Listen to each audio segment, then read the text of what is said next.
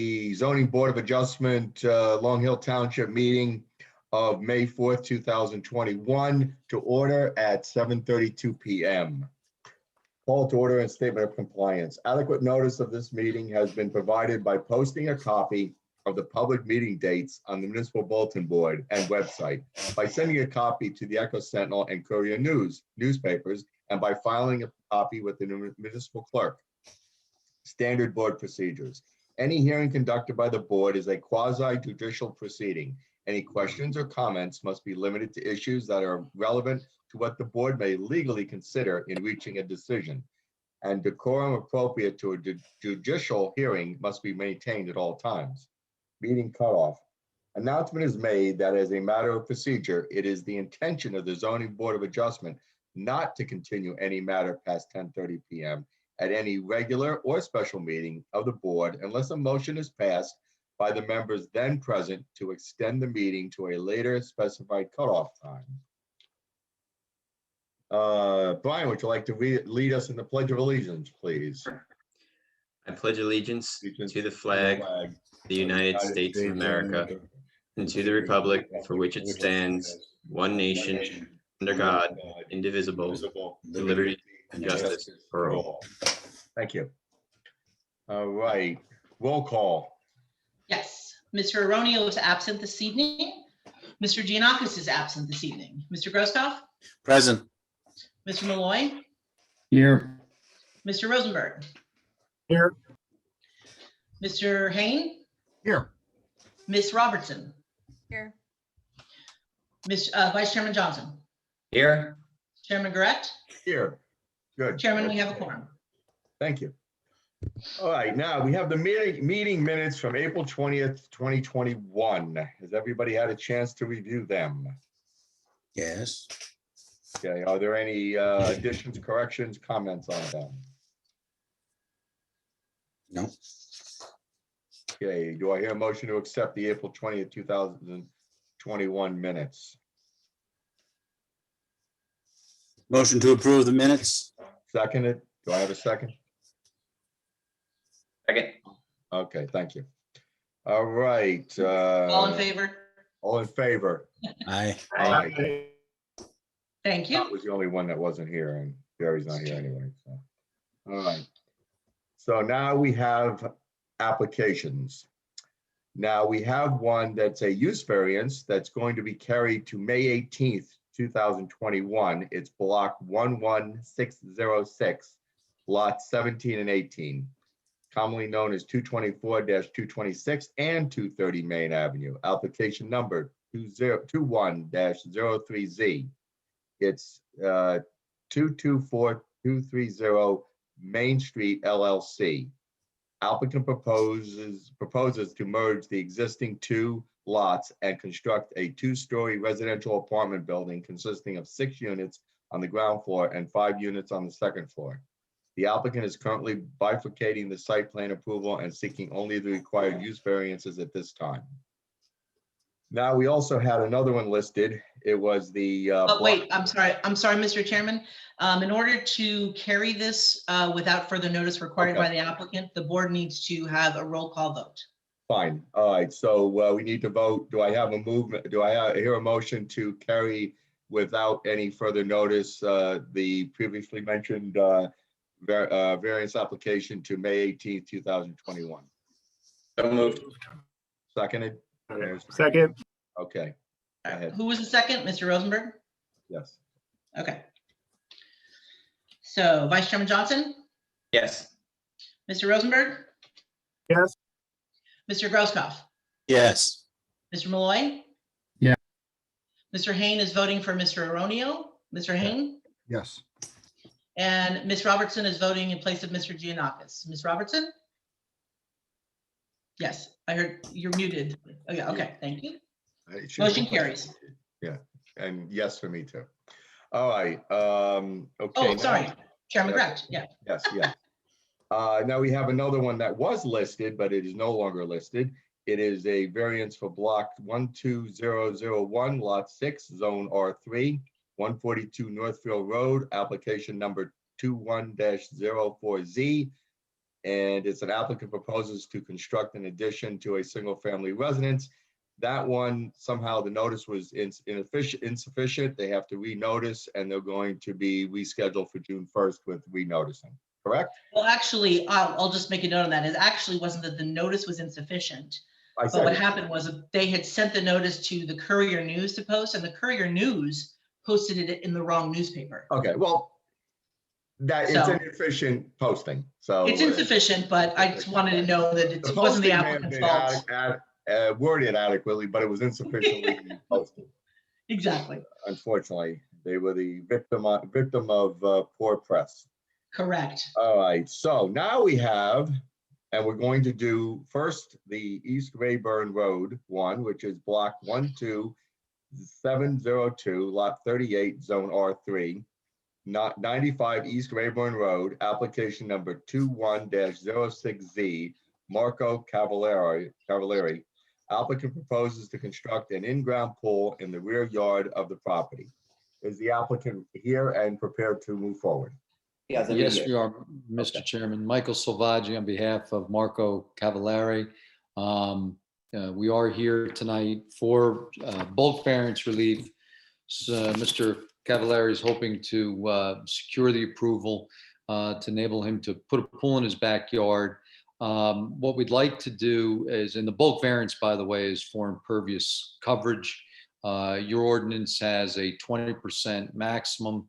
The proposal is at 27%. So we're discussing that 7% differential.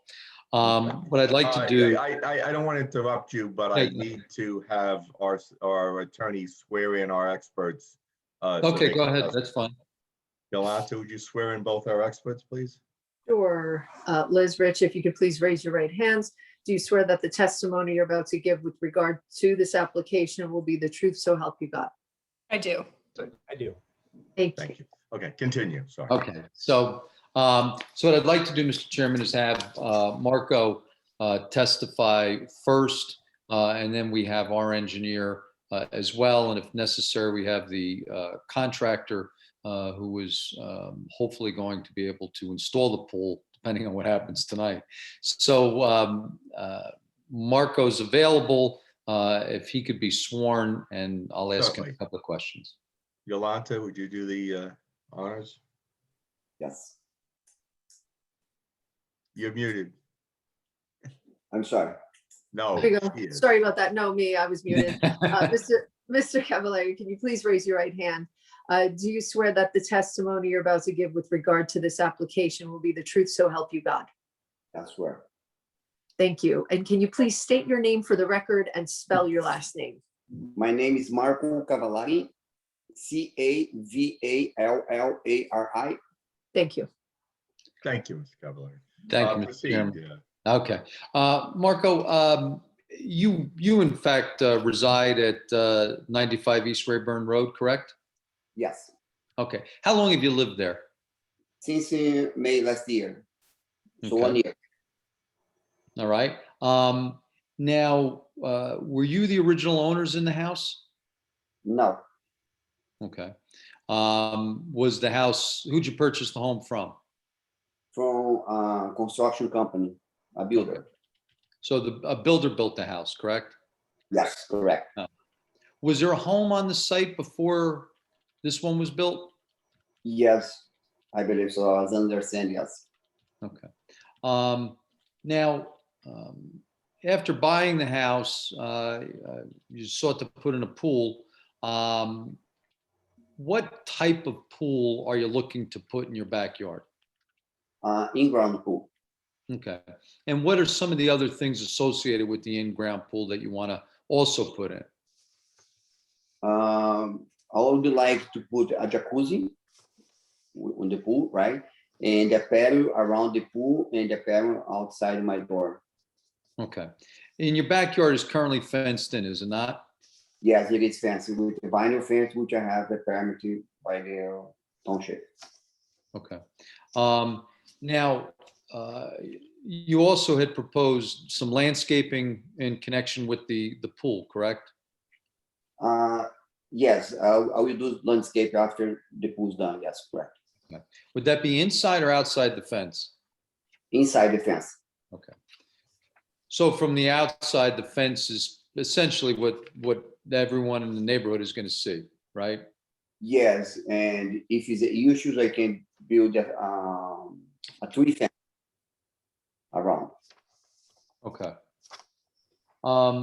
Now, one of the things noted on the plans is the installation of a patio and a fire pit. Is there a patio out there now in your backyard? Now, what it is a platform wood, which I'm gonna remove, and also is a fire pit we're gonna remove, and there is a deck 10 by 12. Okay. And are you going to have any lighting in connection with the pool? Yes, we do, according what the city requests. If they request turn off 10 o'clock or type of light they request, we're gonna follow this specification. All right, so the township's ordinances as it regulates pools at section 124.5, you're going to abide by that ordinance as it relates to the lighting, correct? Yes, definitely. All right. Now, there was some confusion, and it's probably our office's fault, but there was a rendering submitted, and the rendering showed a patio, an outdoor kitchen, a fire pit, and a roof covering. Are all of those items actually being proposed? No, what happened, the first time we do the estimate, we estimate to do the roofing and the sliding on the pool, but so it became so expensive, we decided to not apply for the roofing, and we eliminate the sliding. So it is just the kitchen and the fire pit on the patio. Okay. And the fire pit that you're putting in, the one that's there now, you're getting rid of, correct? Yes. Okay. Now, the pool, when you had come to me, you talked about why do you want to put this pool in? Because that's a family dream. About 15 years ago, I bought a house in Bernardsville, it's 5 minutes from here. I thought I can build a pool. So on the end, they don't allow them to build a pool. So then we start to save money, decide to buy this property. Before I buy this property, the day I came in here, I asked the salesman, can I build a pool here? She said, yes. I said, okay, just ask the town if I can. So she went to the town and she met, I believe, George, I'm not sure if the name, and they bring the old survey plan. He looked at it, he said, yes, you can build a pool. So I met with her on Monday. So when I'm not satisfied with her answer, I met George on Tuesday morning, and he thought, oh, another lady came in here yesterday. So I gave you the wrong survey plan, which is just 2 garage doors. And he just looked and said, yeah, I don't see a problem. But that's not his problem. You know, I'm not saying it's problem, don't get me wrong. It's completely my fault. And we decided, we made the offer and decided to buy the house, and now we cannot do the pool, and my wife will not kill me. In other words. Because we can still live in Bernardsville with no pool. Was your wife? Yeah. Does your wife want to testify? If so, we can swear her in. Yeah, she. I'm here. I'm Mary Liz Cavallari. Yolanta, why don't you swear Mrs. Cavallari in so she can testify? Okay. Okay, Ms. Cavallari, can you please raise your right hand? Do you swear that the testimony you're about to give with regard to this application will be the truth, so help you God? Yes, for sure. Thank you. Can you please state your full name for the record? We already know how to spell your last name. It's Mary Liz. I think I gotta spell my first name every time I do. It's Mary Liz, M-A-R-I-L-E-I-D-E. Mary Liz. Thank you. Okay. So, Ms. Cavallari, what were you saying at helping your husband out there before? Yeah, the idea was to buy a house, only reason to have a pool. And because we are really happy in Bernardsville, 15 years living there. We still, was no problem at all, but we couldn't build a pool there. The backyard was so small. And okay, no problem. But then he told me for sure that we can build a pool here because he went to the town.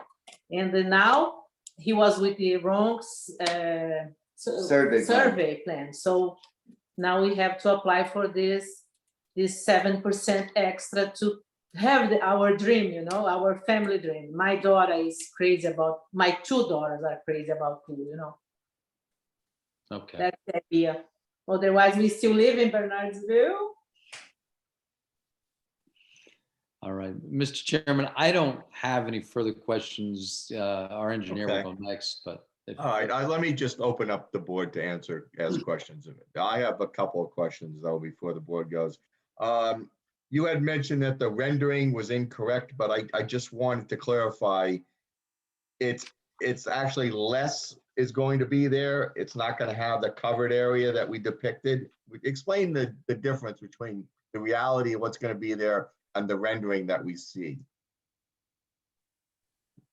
I'm sorry, I didn't understand your question. So Your attorney mentioned that the drawing or the rendering that we were supplied has more to it than what's going to actually be built there. What is the difference between the two?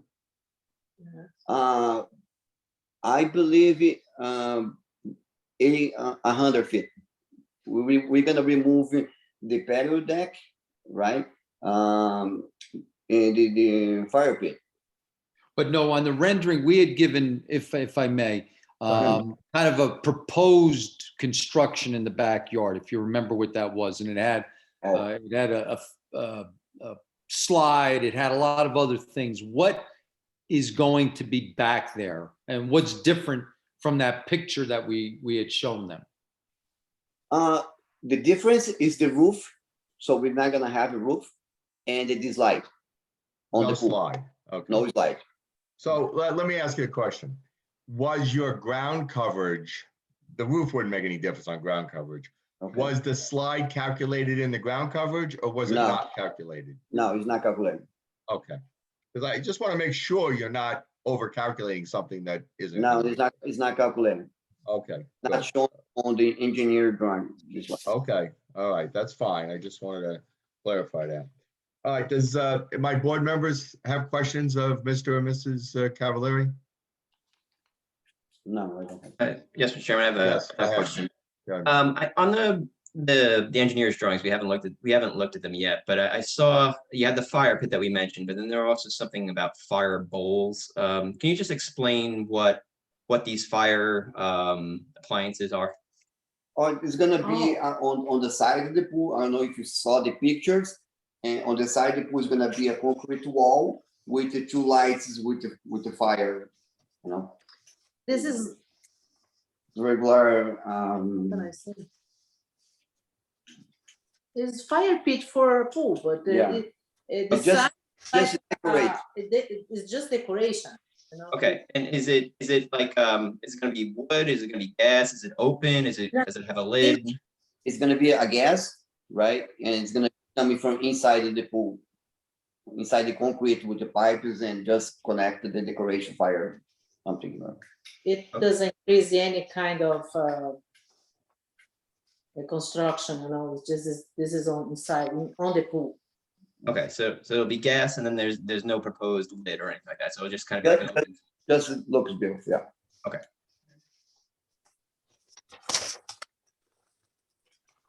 Any other questions from board members?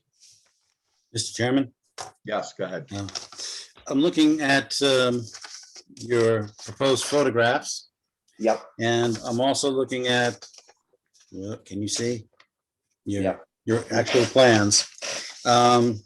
On the right side of the property, right after it says proposed pool utilities, there's a wood platform. I don't see a wood platform in the pictures that you supplied. Yeah, because we're gonna remove the wood platform. Well, I see you have a frame that a shed you're going to move, which is good. So the wood platform that's listed on this diagram is not going to be there? No, No. Okay, great.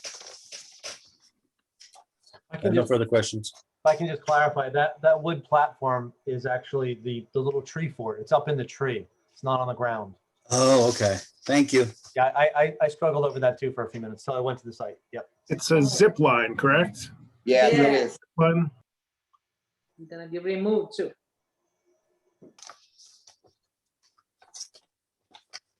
Any other questions from board members? No. Okay. Okay, Do we have any questions from any public that may be out there of the applicant? Do you see anybody? Deborah, I can't see you. Sorry about that. Do we have any public? Members of the public, you can raise your hand now if you have any questions for this applicant. Mr. Chairman, I see none. Okay, good. All right, applicant's attorney, would you? okay, you sure. next Yeah, one? is Chris here? Yes, yes. Oh, okay. You're I- under, I know it says Marco, but I tried to re-sign in. I can't get rid of that. I think it's because of the link I was given. But That's yes, fine. I'm Yeah, here. you were given the applicant's link probably. okay, Yeah, okay. all right. Mr. Chairman, if Chris could be sworn, that would be terrific. Thank you. Certainly, Yolanta. Sure. Will you please raise your right hand? Do you swear that the testimony you're about to give with regard to this application will be the truth, so help you God? Yes, I do. Thank you. Please state your name for the record and spell your last name. Yes, it's Chris Lantelme, spelled Lantelme. I'm from Lantelme Kearns and Associates. We're located in Hillsdale, New Jersey. Thank you. And Chris, if you could just, run through your qualifications and your degree and let us know if your licenses are still valid. Yeah, I have degrees in engineering and in land surveying, and I'm a licensed to practice engineering and licensed to practice land surveying in the state of New Jersey.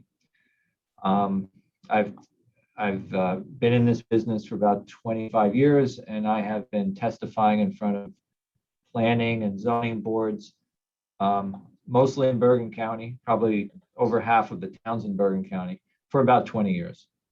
A couple counties outside of that, I don't think I've ever been to Morris County. Well, welcome aboard. Welcome for your first trip, even if it is by Zoom. Yeah. We accept him as an expert. Thank you. All right. Thank you, Mr. Chairman. Chris, you prepared or oversaw the preparation of the pool site plan for this property? Yes, I did. All right. And why don't we just kind of run through, I guess, first and foremost, the siting or locating the pool where you did, and what was, some of the factors that went into that. Mr. Chairman, just as a suggestion, would it be helpful to put the drawing up on the screen for? Yeah, can somebody share that with everybody? Yeah, You have that, Chris? I do. Okay.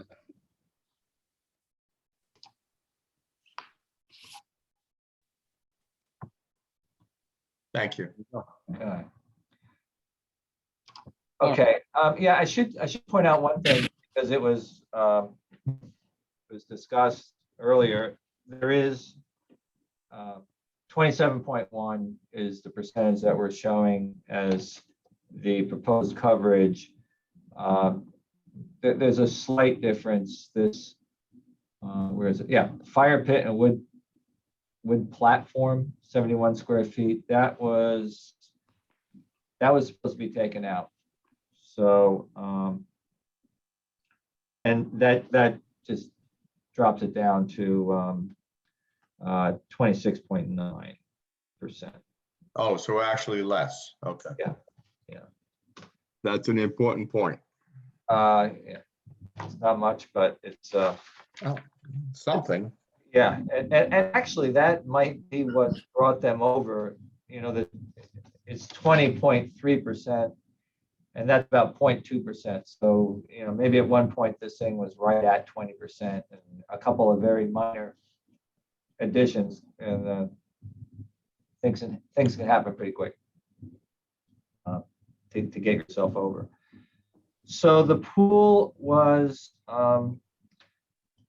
placed where it is, really to orientate to the back, the entrance or the back porch of the house. There was a deck there. Now it's going to be a patio at ground level, as discussed, and you know, it's already fenced in, so we didn't really have to address that.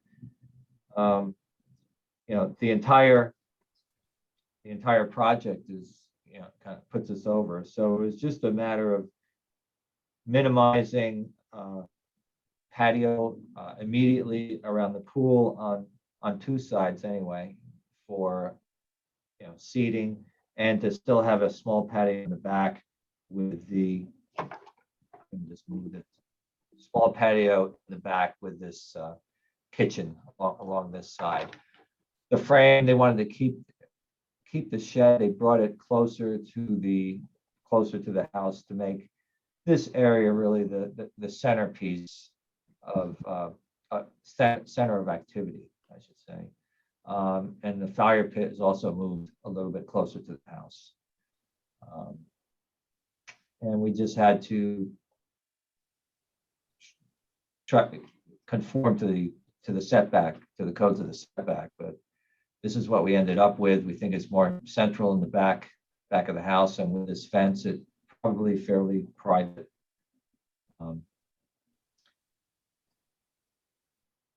Would you, aside from what's been already testified to by the applicant and his wife, would you go through some of the issues as outlined in our engineer's report? Yes, and the engineer's report and the planner's report. Yeah.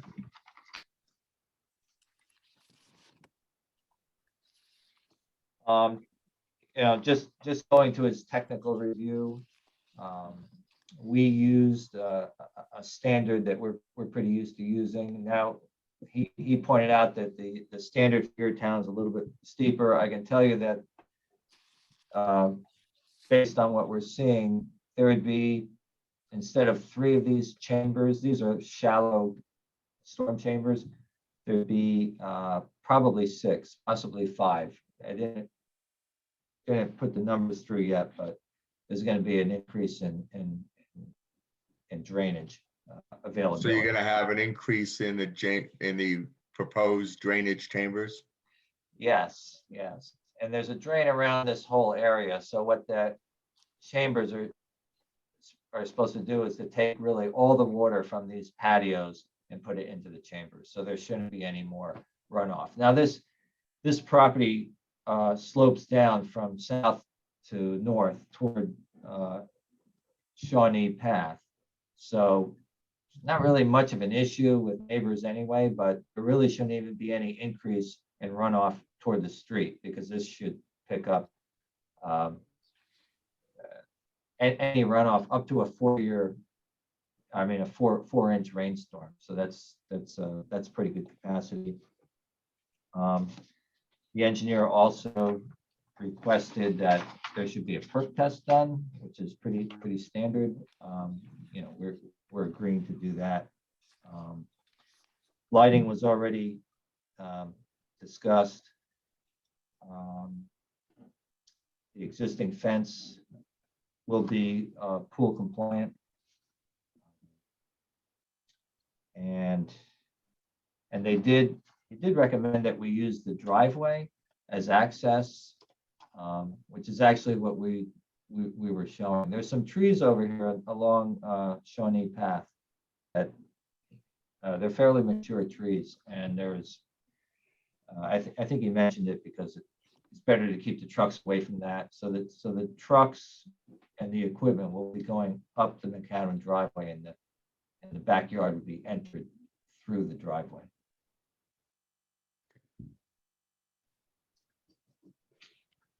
That's about it for the engineer's letter.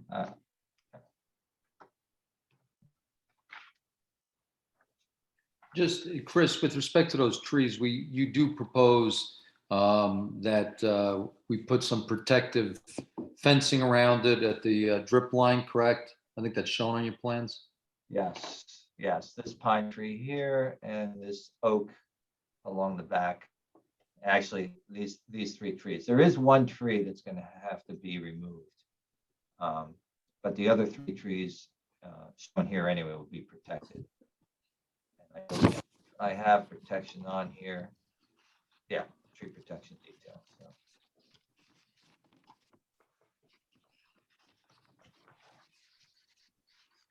I can jump to the planner's report. There isn't that much. I mean, we can change the. It was requested that this zoning table address a couple other things. It's not going to give any more non-conformances, but there is an aggregate of the two side yards that was pointed out. And we can put that on there. And we can put down everything that actually relates to swimming pools. But it will not change the number of variances or the nature of the variance that we're looking for. Okay.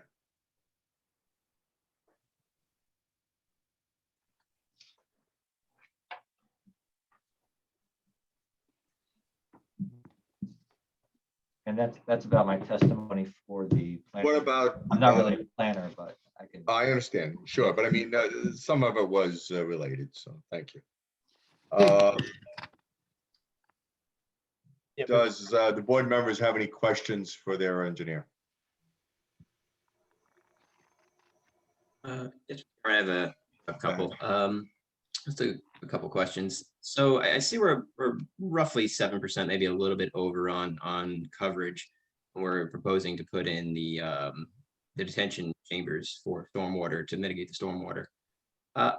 Approximately, has it been looked at reconfiguring that driveway? Because it looks like you have a lot of driveway going down to the front of the house. Is it possible to reconfigure that over toward Shawnee Path and just take that impervious square footage and apply it? Maybe you don't need the drainage. We're going to be over 400 square feet anyway if we do change that driveway. To get your question though, I did just run some numbers just in case somebody asked the question, because we could change the location of the driveway. Part of the issue with this lot is that long driveway. It eats up a lot of square footage.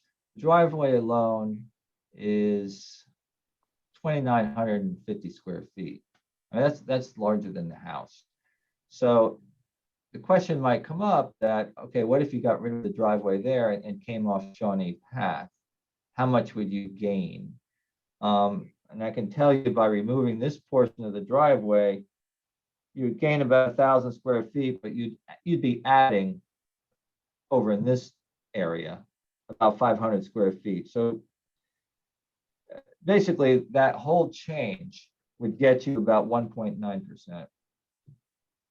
As far as the drainage is concerned, we'd still be increasing more than 400 square feet, which is your threshold. And once you increase impervious coverage by 400 feet, then you have to do some kind of drainage.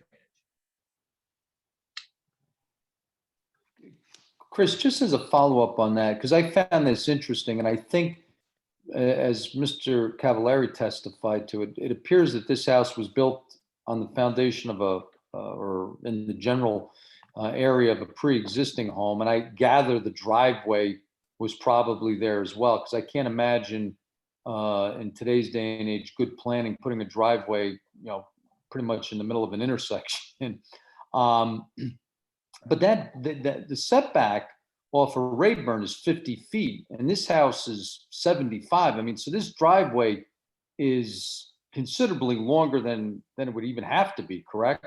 That's correct. The house could have really been moved quite a bit forward, toward Rayburn.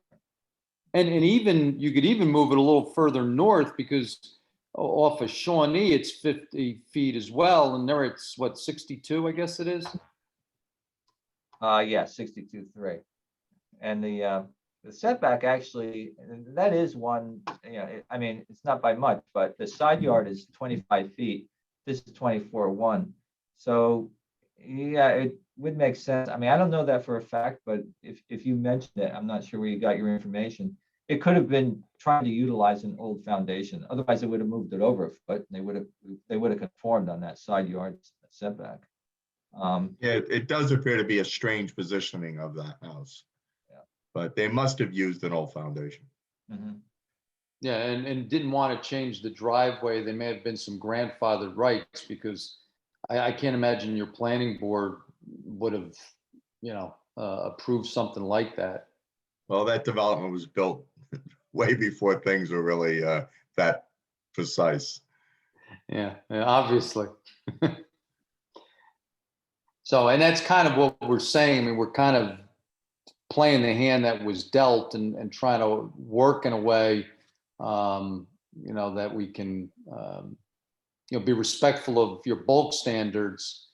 But, some of this is driven because to the vice chairman's point, Marco, that was my first comment, what can you do with the driveway? But that's, Chris, that's a 3-car garage too, correct? Yeah.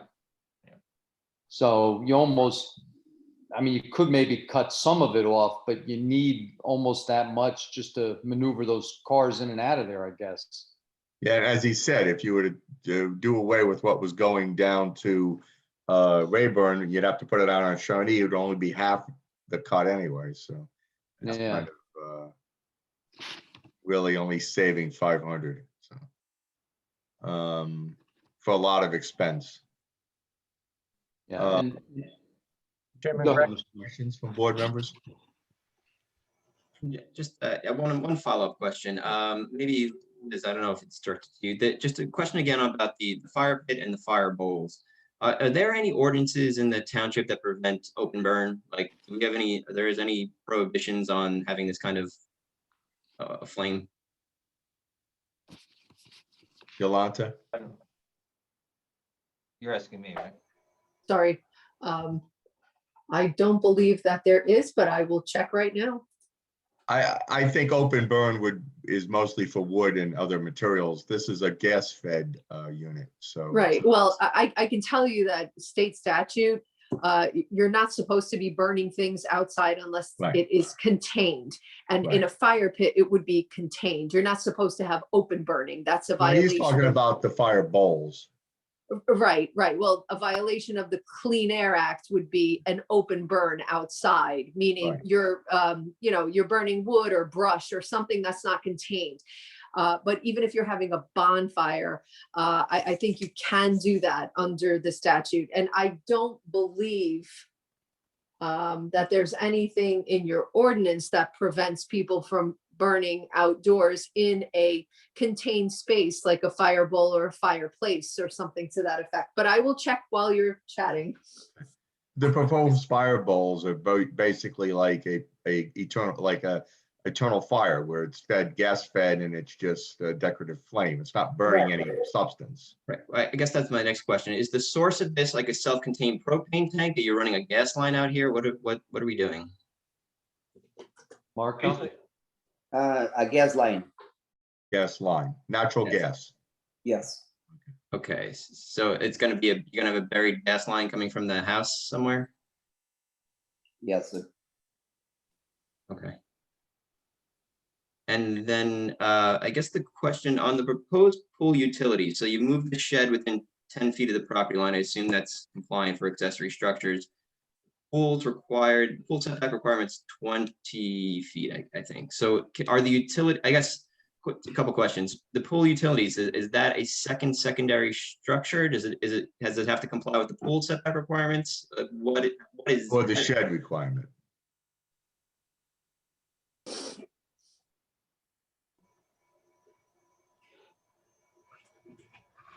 Well, just to be clear, your ordinance requires swimming pools to be at least 10 feet from the principal building. And then the vice chair's comments, it says all swimming pools shall have adequate filtering, circulation, chlorination systems on the premises. It doesn't, though, necessarily give a measurement or a limitation as to where that equipment should be. I guess most people put it in close proximity to the pool. So the proposed pool utilities are 12.5 feet from the property line. Is that correct from my observation? That's correct. Okay, I'm just asking if that's the actual, okay. Yeah. Yeah. So it's further than the shed. Okay. Now, are those contained in a structure? Are they pad mounted? What is that? It's a concrete pad on the ground, and then the pool utilities are sitting on that pad. Is that are the pool utilities going to consist of the filter unit, the pump, and a heater? Exactly, yes. Okay. Thank you. Mr. Chairman, and the setback is for that? I mean, I understand it's 20 feet for the pool. Should it be less for the It's pool 10 feet utilities? it's 10 feet for the pool. I see. 10 feet. Mr. Chairman, I think it's 10 feet to the house. I think it's 20 feet to the property line. Right. Yes. 20, okay, Yeah, I 10 was feet saying from the 10 feet house. from the house. Okay. Right. Well, I would So then- say that the pool utility shouldn't be any closer than a shed. And it is 12.5 and the shed's 10, so. But is the shed, is the shed within guidelines? Yeah, 10 feet is the property line. That I know. 10 For an feet. accessory structure. Thank you. So the pool equipment is kind of hiding behind the shed anyway. It's kind of hiding on one side of the shed. It is shielded. Yes. And then there's a fence around the area as well, so. So no one's going to see it from any No. angle. Chairman, Yes. I don't know, Jolanta, if she's still busy, and this might be a question for her, or, but going back to the idea that I think there was testimony that this house was built, there was no occupant prior to the current occupant, correct? That you're the first occupant of the newly built house here. I guess my question is, and trying to clarify why they did what they did, and if a developer came to the town to build on the existing foundation and use the existing driveway, they would not have to get a variance to do that. But if they moved the site, if they moved it to somewhere else and it exceeded the lot coverage, they would have had to come to us. Right, and my understanding is that there was a house that was built right on top of the foundation, utilizing the same driveway, and it's almost conforming. It's literally 20.3%. So there could have been a little bit of an error made at the time, and they would not have come before this board if they were not exceeding any of the bulk standards. So I believe that at the time, I mean, obviously, when they did construct the home, they believed that they were not exceeding any of the bulk standards. And more importantly, whoever was the zoning officer at the time and the code official, they also didn't believe that the bulk standards were being exceeded. And that's why they were granted the permits. But we do have confirmation that they built this new house on the same foundation, is the exact foundation of the older house.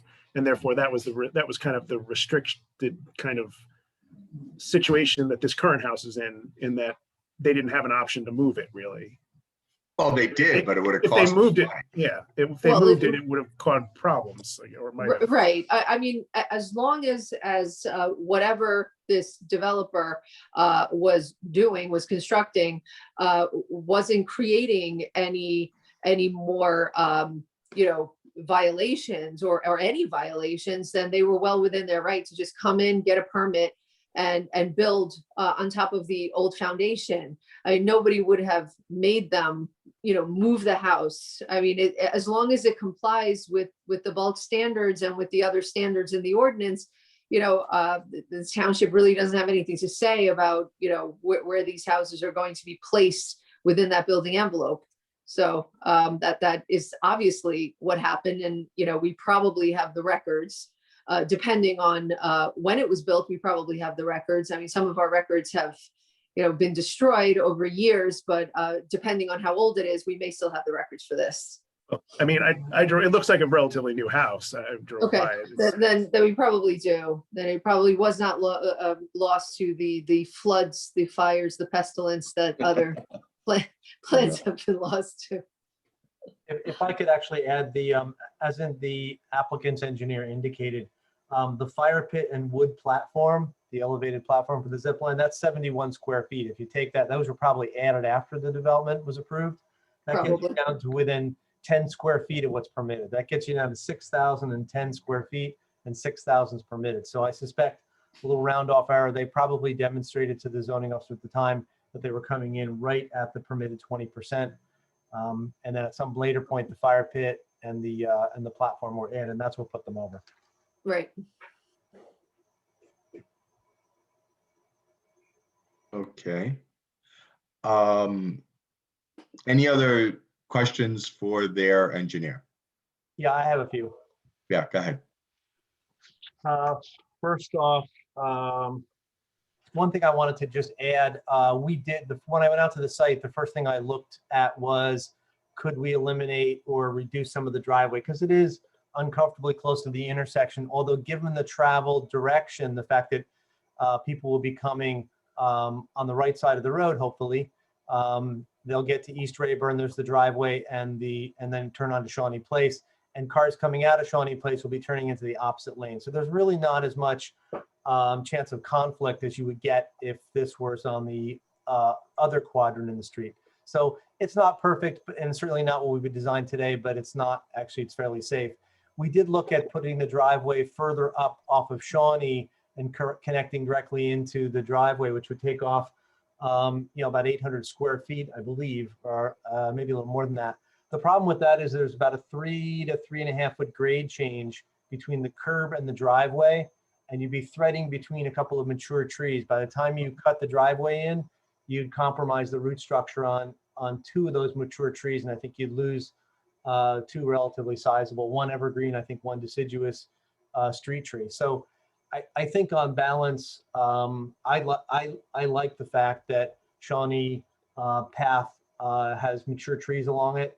And I think that as the engineer indicated, the fact that, and I think we put in our memorandum as well, the fact that all of the drainage ends up in Shawnee Path and ends up in the catch basin, I don't think there's really, there's not much adverse impact that's going to happen. And then when they add the additional chambers to accommodate the township's stormwater management ordinance, I think that any potential impacts from the increased runoff will be mitigated by the system. Obviously, it's dependent upon them getting a perk test that demonstrates the soil can accommodate the permeability. And if it doesn't, that means that they can apply other standards, and we'll find a solution. If they don't get good perk, we'll find a solution that will be protective of the neighborhood. And and we always have the option of tying in an overflow from the system into the catch basin if they get bad perk. So as long as they provide a percolation test, and as indicated in the past, and this board has done in the past, we have no problem if, as a condition of any approval this board might give them, they could provide that while under construction. We do recommend that it occurs soon after the start of construction, so that if they need to revise that system, there's plenty of time to do that. With regard to the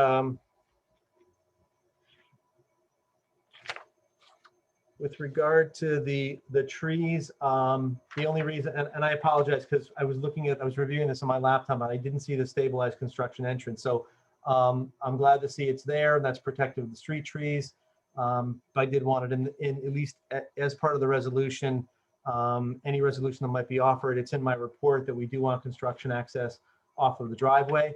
There was no legend, so we assumed that the dashed line around the trees was tree fencing. However, it's about they're drawn at about 13 feet, and I think that the drip line on the 20-inch oak is much bigger than that, as well as the 20-inch pine is probably about 15 feet. And I think since there's no legend, they should be labeled as tree protection on the drawing, or a legend added and a dimension put on there so it's clear to the contractor that there needs to be fencing to establish them. Because I can't tell you how many times we go onto sites and 5 years later we see all those trees are dying and they're being removed. So it's really for the protection of the owners. Other than that, I had no real questions of the applicant. Just want to make sure that they will, as a function of any resolution compliance, if the board was to approve this, they'll address each of our items accordingly, each of the items in our report accordingly. And That was I, the confirmation I'm looking for. yeah, and Chris, you and I, we talked about it. You can agree on behalf of the applicant and your plans to address all of Mr. Keller's comments, correct? Yes, yes, we can. I have no other questions. Thank you, Rich. Elizabeth, do you have any questions? I don't really have any questions. I just want to address the planning criteria real quick. Okay. And just some things I think the board should think about. The idea is, are there practical difficulties to this applicant? And I was just sort of doing some math, and it looks like just the house, I mean, I think it's already been testified to, but just the house and the driveway, they're already at maximum impervious coverage. So, they're automatically, anything they do, even if they were not to do a pool and they just did an increased patio, they'd still be in front of you all. And I think then the idea of, what kind of impacts would they have on the neighbors and so forth. And I think as Rich has, nicely addressed, it's basically, the stormwater management techniques they have proposed would potentially eliminate any adverse impacts associated with the impervious coverage on, stormwater management. So those would be the two things I would sort of take into consideration as the board deliberates. Thank you. Applicant's attorney, do you have any other witnesses? No, we don't have any other witnesses, Mr. Chairman. Thank you. Like you mentioned, you might have the pool. You know what?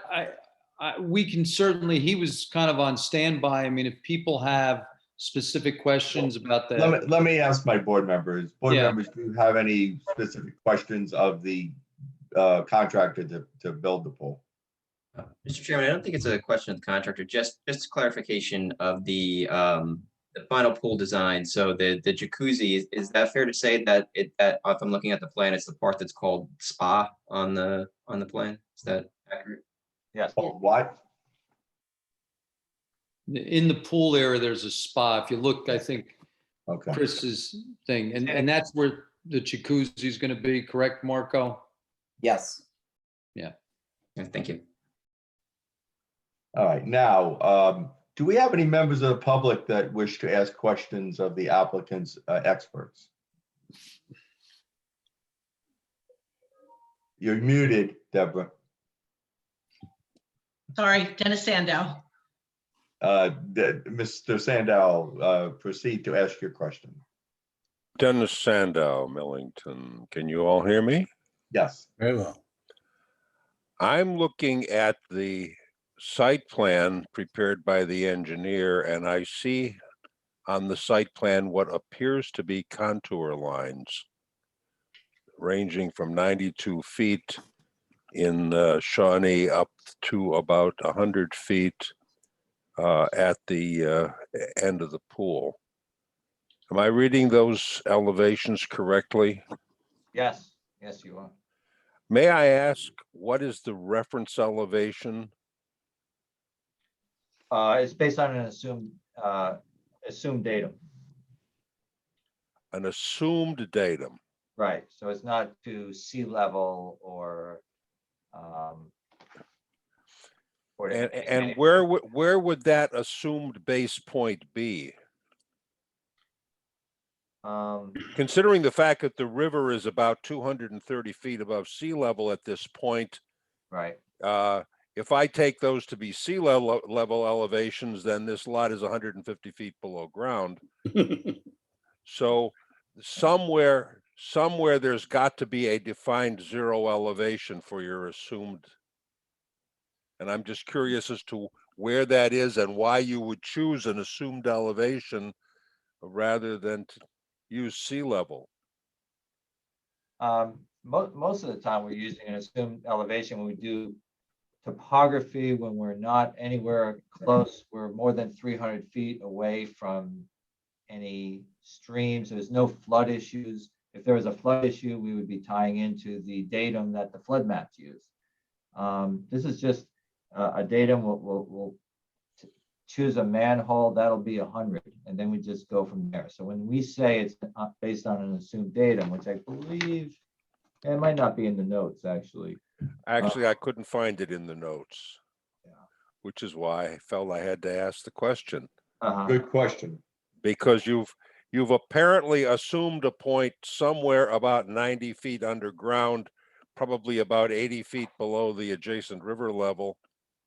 And that just seems rather arbitrary to me. It's very arbitrary. It is arbitrary. Do you know what your assumed point was? Was it the street level? Was it a curb level? What was it? Well, we have benchmarks all over. We would start anywhere. We could start in the backyard and say it's 100, as long as we have reference points which aren't going to move, like all these grates. I don't see any manholes, but if there are manholes, we have actually elevations on the water valves and the meter valves. So we could go back and recreate any or set a benchmark for somebody, or we can recreate the datum that we chose to use when we did this survey.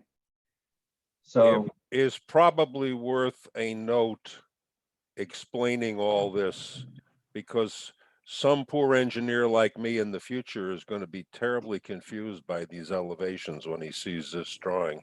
Yeah, maybe there should be a note saying these elevations are not based on sea level. They are based on whatever it was at that point. Something arbitrary about 80 feet below the ground. Or maybe the reference point is the bottom of the old Millington Quarry. There is a note on the drawing, on note number 5. It says elevations based upon an assumed datum. It's actually fairly common to choose, as the engineer indicated, a manhole at elevation 100, or increasingly the first traverse point in a topo will be set to be 100. Perhaps it would be helpful if on note number 5 they could put elevations based upon an assumed datum at approximately 190 feet to elevation based on NGVD 88, whatever. So I've just put a never conversion there. yeah, we could put a conversion number in there. I've just never seen this assumed datum on any of the drawings that come before the board. And of course, when I was learning to be an engineer, we measured elevation in cubits. With a string in it, right? Okay.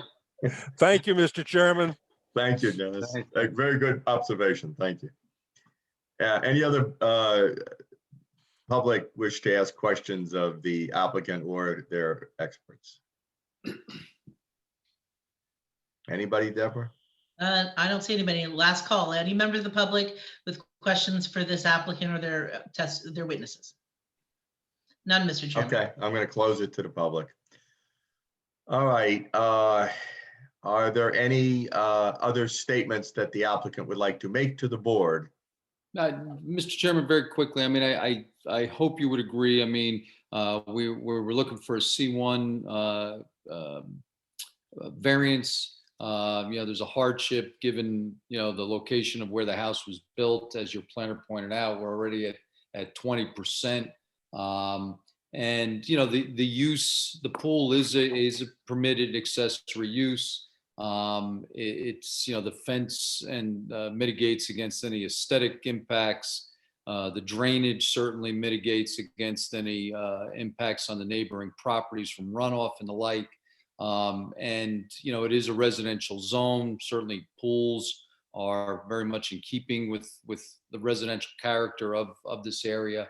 You know, and this has been a consistent goal and objective in your master plan, you know, which talks about maintaining the township as a fundamentally low-density residential area. You know, this is in keeping with it. And, you know, it's modest. I mean, look, if we're in here at 42%, I'd probably be squirming in my seat trying to make these arguments, but by all accounts, it's modest. And I hope you would agree and grant the relief that the applicant is seeking. Thank you for your time. Thank you. Are there any members of the public that want to make a comment about this? Deborah?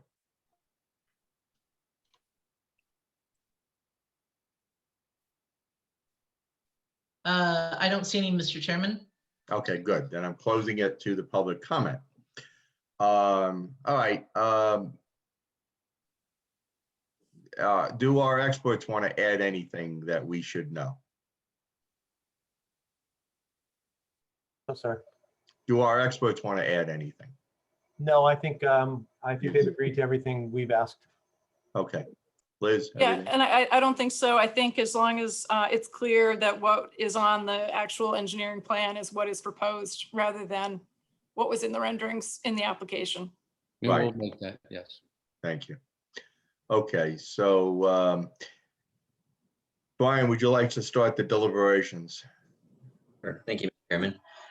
Yes, I'm in favor of the application. I think the site has some unique restraints in terms of the house location and the driveway that sort of maximize the lot coverage to begin with.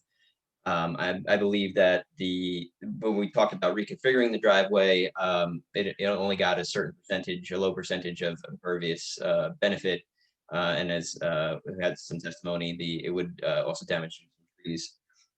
I think it's a reasonable to allow this to allow a a more beneficial use and full use of the property, and I think the benefits outweigh any detriments, and I'm in favor. Thank you. Mike, would you like to continue? So I agree with the Vice Chairman's comments. The fact that no neighbors came out to speak against this application says a lot. I think that the benefits outweigh the detriments, and I plan on voting in favor of the application. Thank you. Jonathan? Yes, I agree with both of my the previous comments. I believe that this specific property does pose peculiar or difficulties and undue hardship on the owner, and that they did do their due diligence in trying to determine whether they could reduce the coverage. It appears to be a pretty modest proposal, and I think it looks like a very nice proposal that would add to the community, and I would be supportive of it. All right, thank you. Tom? I love speaking after my colleagues because they catch all the great points. The property is encumbered by its size, but the variance that they're looking for is not, it's not an egregious ask. And I think that the benefit for the family, both of your daughters who will love using it, outweighs anything that could be considered to be a negative. And I will be very much in favor of this. Scott? I agree with everybody on the board, and I look forward to your first pool party that you invite the board members to. So I think it's a great addition to your home, and enjoy it. Thank you. Jill, you have the pleasure of commenting. Unmute yourself. Okay. It's for us. You guys hear me? Yes. Okay. I also agree with what everyone else has said, and I will echo looking forward to your first pool party. Thank you. Yes, I concur with my colleagues. I think that all the negative aspects were dealt with. The drainage was dealt with. I think that the replacement of the shed is a good replacement of it. It hides the pool equipment nicely tucked in behind it. I think that the design, the actual design, not the rendering, is good. I think they've met all the negative criteria and they've shown us the positives. I think that any redesign of driveways would not really be beneficial in this case. Just so we know that we have the conditions, updates to the plans, tree protection, the things that were mentioned that I'm sure Yolanta will go over in detail. And the applicant is willing to work with the board professionals to make sure that everything is done according to what our idea of a good design would be. So I also would be in favor of it. So Yolanta, would you like to outline some of the things that we were conditioned? Yes, Chairman. If the board were to look favorably upon this application, some of the conditions that you might consider is having the applicant comply with the engineer's report dated May 1st, 2021. Also having the applicant provide a perk test before construction commences. Having the applicant utilize the construction access off of the driveway and amend the engineer's plan to ensure that protective fencing is clearly added to protect the existing mature trees. Thank you. Do I hear a motion to approve this application with the conditions that were just read? Motion to approve the proposed application with conditions mentioned. Second. Second. Okay, thank you. Okay. Roll call. Yes, hold on just a second. Okay. I'm sorry, who was the second again? Tom. Tom Brokaw. Mr. Grosskopf. Okay. Vice Chairman Johnson, Yes. Mr. Grosskopf, Yes. Mr. Malloy, Yes. Mr. Rosenberg, Yes. Mr. Hain voting for Mr. Aronio, Yes. and Ms. Robertson voting in place of Mr. Giannakis. We can't hear you, Joe. Yes. Okay, thank you. And Chairman Grant. Yes, congratulations. Thank you very much. We appreciate it. Have a good evening. You too, thank you. Enjoy and best of health. All right, guys, want to take about a 5-minute break? We're gonna reconvene in 15 minutes too, and we'll do the other application. Okay, so That'd be- a drink at the bathroom and we'll be back, all right? Thank you. Thank you. Thank you very much. Mr. Chairman, we are recording again. Okay, we're all back, great. The next application that we have the pleasure of hearing is the Cottage Place, block 13407, lot 28, zone 4-3, 75 Cottage Place, application number 21-01Z, Mr. and Mrs. Gibelli. Applicant proposes to construct an addition to a single-family residence and an in-ground pool in the rear yard of the property. Is the applicant present? Yes. Hi. Thank you. Okay. Besides yourselves, do you have, I see you have Murphy's and Bill Murphy, Bill Hollows here? Mhm. Okay. Are you represented by? I'm Bob any- Ciala, the architect. And the architect? He's sitting here. Right here. Oh, he's right there. Okay, Bob good. Ciala, yeah. Do you have an attorney or not? No. Oh, fine. Okay, I just want to make sure we got everybody in the picture here because if there was one and we don't see him, that's not good. All right. I understand that I assume that all our board members have seen the application and seen the write-up and potentially have seen the house if they haven't seen it already. So go ahead and tell us exactly what you want to do. And why you want to do it and why you think we should, give us a little introduction before we hear from your planner and engineer. Okay, I'm going to swear them, Chairman. Yes, sorry. Okay, can you please raise your right hands? Do you swear that the testimony that you're about to give with regard to this application will be the truth, so help you God? Yes. Yes, I do. Thank you. And when each of you testifies, could you please state your name for the record and spell your last name so we can have it? Sure. Could you swear in our experts also on this one? Oh, yes, certainly, Liz and Rich. Do you swear that the testimony that you are about to give with regard to this application will be the truth so help you God? I do. Yes, I do. Thank you. Great. Now, Mr. or Mrs., who wants to go first in explaining, just embellishing what you're doing? Yes, I'll start first. My name is Joe, Joe. My last name is Jabali, Jbeily. Thank you. Go ahead. And yeah, give it a little bit of history. We moved to Gillette in 2010 when my wife was pregnant. When we knew we had twin, we had to go and buy a bigger house. We moved from New York into Gillette. We've been here for 11 years. I have twin girls. They were born here. They were raised in Gillette. They love the town. They love the school. They don't want to move, at all. At some point, we asked them, and then they've been crying since.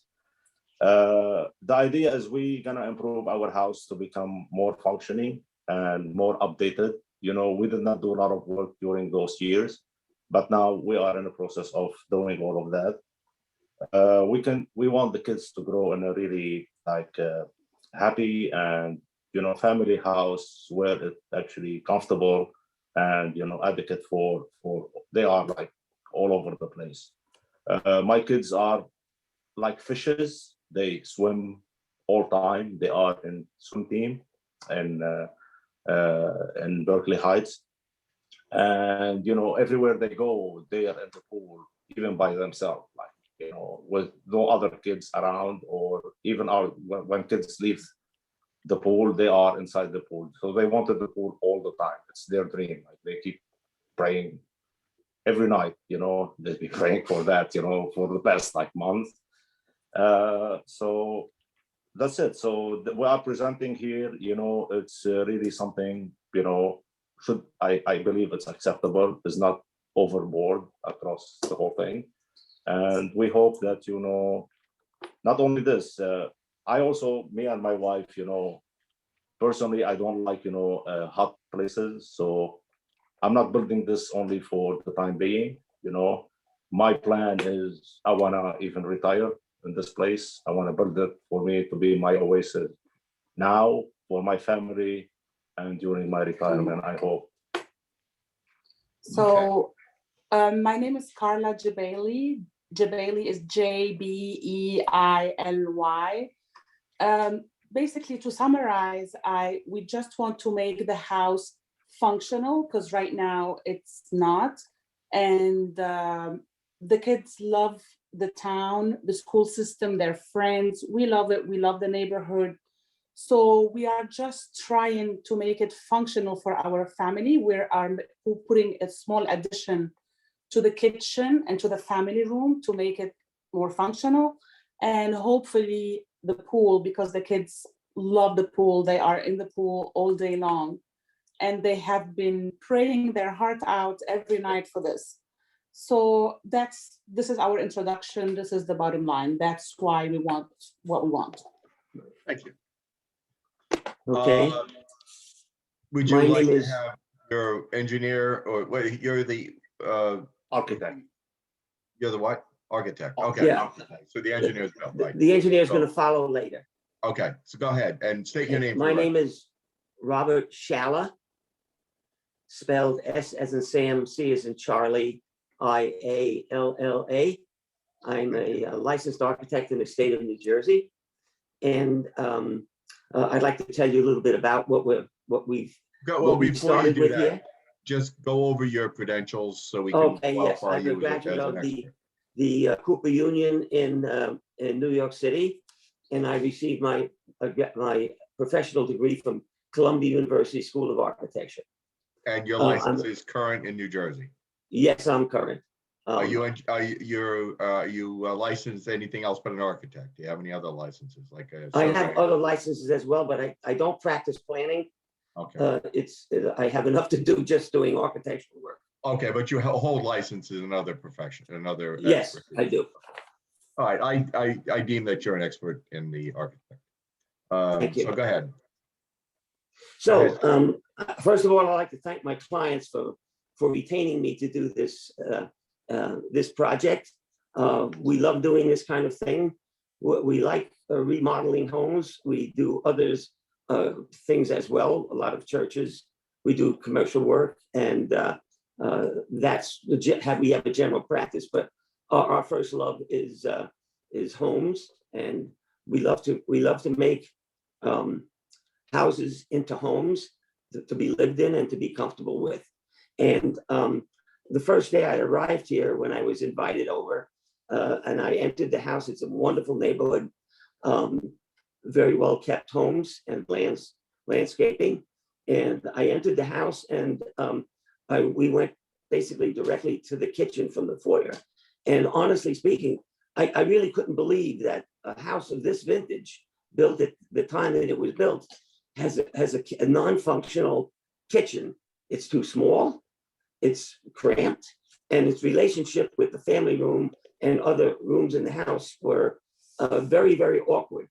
So we dove into this, and basically we saw that the best way to make this house into a home would be to extend the rear portion of the house out about 12 feet.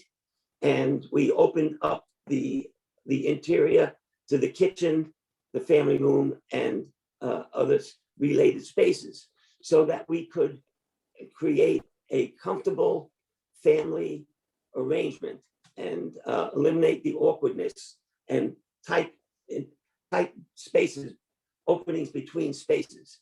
So we did all that. We were very pleased with what we were able to come up with. And the 12 feet that we extended out the back, and the deck that we presently have, with the addition of 12 feet and the addition of an additional 12 feet for the deck, it's fortunate to us that the house faces south and it has a very nice exposure. We're going out about 3.5 to 4 feet out further than what the existing deck is today. So I wanted to make a point of that. So we had a couple of other things that we wanted to address. And the fact that the front entrance was, again, woefully in poor exposure. So we're adding we're extending the front porch, which presently has the masonry is crumbling because of the northern exposure. So we're providing more protection for the entrance to the house.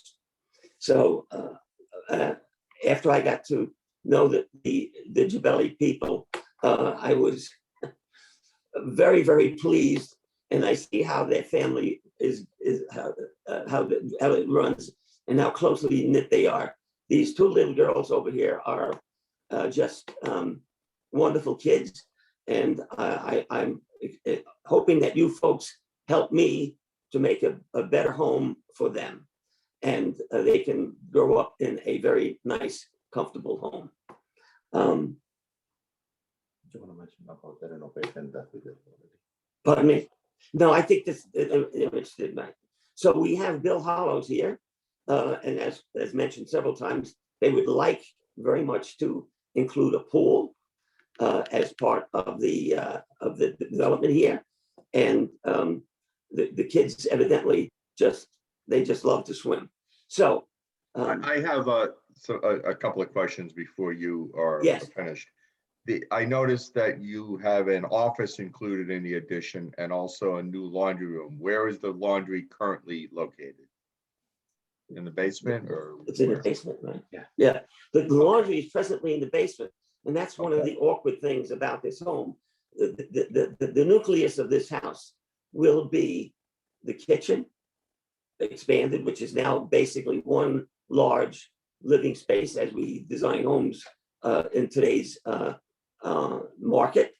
And the office is, both Joe and Carla work at home, and they work at home. Just COVID, yeah. Yes. So we're keeping it that the family members are close together, and it's easier communication. So that's basically the the thing that we'd like to end up with. And we think spatially it's going to be, it's going to meet that goal. Now, I noticed on the first floor, there's 2 bathrooms on the first floor, right? On the main floor? Or did I Yes. miss that? Yes. And there's 1 bathroom in the basement. Yes, That's correct. We actually, That's new. that's new. We did it recently. We applied for the For permit. permit. Oh, okay, that's fine. I'm just curious, you're not adding any bathrooms besides what's already there, right? No, we're gonna have the master Powder. bathroom, the kids' bathroom, but we wanted the bathroom, Powder room. powder room, actually. A There will powder be a room. powder room, yes. Where's the powder room? Actually, this is, that's why I was just trying to, the powder room is gonna be what you see on this map as the laundry room. Of the It's gonna be kitchen. a laundry room with a bathroom in it too? No, it's gonna be actually the powder room and the office on the side. So the laundry is gonna be where? The laundry was gonna in the basement. It's still gonna be in the base, okay. Because So it there was is a, new. We wanted originally to put the laundry up on the first No, floor. I'm sorry, go ahead. It was here. It was actually what it is today.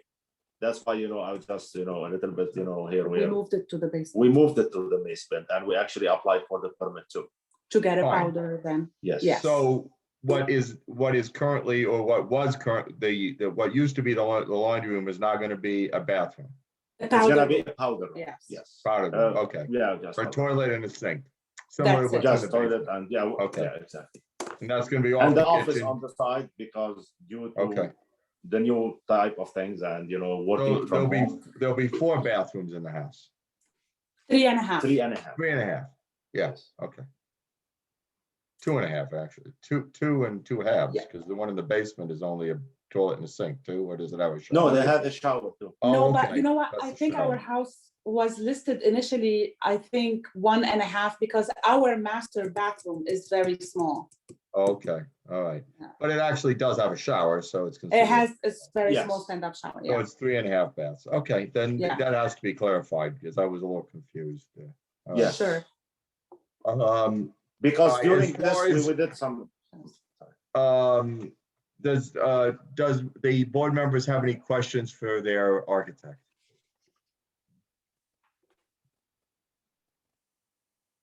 Okay. Do we have any questions of their architect from our planner or engineer? I just have one question. There was a lot of inconsistencies in terms of the bulk regulations between the application and the architecture plans and the engineering. Yeah, may I speak to that? Yeah. We have actually withdrawn the architectural site plan. And the engineer's plan prepared by Bill Hollows is the one that we're working with now. So that is the plan to be using. Yeah. Okay, all right, thank you. So what is the lot coverage? Is it 25 or? What is it? No. What is it? Can Bill actually, he's our engineer. Okay, Bill can tell us that. Okay. Rich, you have any questions of their architect? No, I think clarifying the numbers was the only thing on our list. We're good. Good, thank you. All right, does any member of the public have a question for their engineer? No, this is the architect. Architect, I'm sorry. Does any member of the public have a question for the applicant's architect? Members of the public, if you have questions for the applicant's architect, now would be the time to raise your hand. All right, None? Chairman seeing Okay. none. Mhm. I will close it to public as far as questions to the architect. Now, applicant, would you like your engineer to testify at this time? Yes, please. Yes, please. Okay, Bill, you're still licensed as usual? I am. Good. It is current. Kind of be. All right. Always good to hear. You paid your Hey, Bill, fees, you did what you had to do? All right. All right, we need to swear Mr. yeah. Hollows. Mr. Yeah. Hollows, please raise your right hand. Do you swear that the testimony you're about to give with regard to this application will be the truth so help you God? I do. Thank you. Actually, in truth telling, he raised his hand the first time when you did everybody. Oh, you did it? Oh, okay. Yeah, I'm so you sorry. actually did do them then. Okay, I didn't see it. I have a very small screen, so I thank you. realize that. That's okay. Okay, Bill, we'll accept you as an expert this time, but all right, we know him from way back. All right, Bill, go ahead. Could I share my screen? Yes.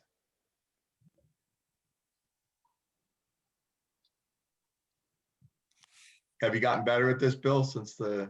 I think so. Okay. Can you see my drawings? Not yet. Oh, no, we can't. We actually can't. I've got a separate screen I'm looking at them on, but no, I can't. You have not shared correctly. Well,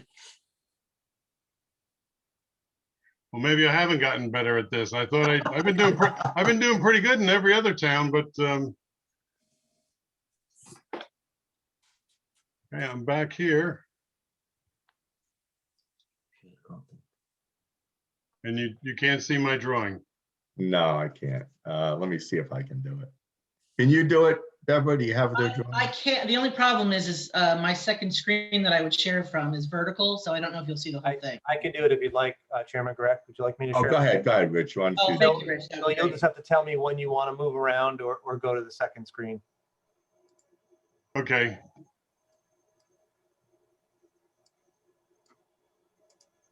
Can everyone see that? Yes, thank you. Yes. All right, this is sheet one of the drawings that you have. And it shows where the property is. It's on 75 Cottage Place, lot 28, block 13407. It's in the R3 zone. But this subdivision was built under the density modification criteria. The property is located on the southeastern side of Cottage Place, across from Gates Avenue, and just northeast of the intersection of Cottage Place and Tanglewood Trail. The property contains 20,617 square feet, is approximately 125 feet wide by 166 feet deep. And this is part of a 1976 subdivision called Sherbrooke at Gillette, done as a density modification subdivision. And back in 1976, the developer deeded to the town 18.5 acres. And I had another slide showing that actual that subdivision, but since I can't seem to get there, there's a 3-acre piece here. Oh. There's a 3-acre piece adjacent to our property, and then to the south of Tanglewood Trail is a 14-acre piece. So they deeded 18.5 acres to the township, and in lieu of that, they were able to reduce the lots. Okay. And back then, they were able to reduce the lots in half by 50%. So your minimum lot area was 15,000 square feet. The front yard was 50 feet. The side yard was 10 feet. And the rear yard was 25 feet. And these are numbers that actually came off that filed map. And I know the current zoning ordinance allows you to reduce the lots by 30%, not by 50%. And then, Rich, if you could go to sheet 2. And yeah, thank you. The property slopes from Cottage Place to the rear of the property. And what's kind of unique about this, it slopes from Cottage Place to the rear, but these are evergreen trees that are behind the driveway. And they're on a berm, and this berm goes about similar to my limit of disturbance. And it goes over towards the left rear corner of this property. And thinking about it today, I suspect that the builder, when he built the house, was really probably trying to get stormwater runoff to go to that 3-acre piece of land that is needed to the township of Passaic. That's this parcel over here. So that swale goes from the driveway down around the back of the property. It gets really flat in this one corner.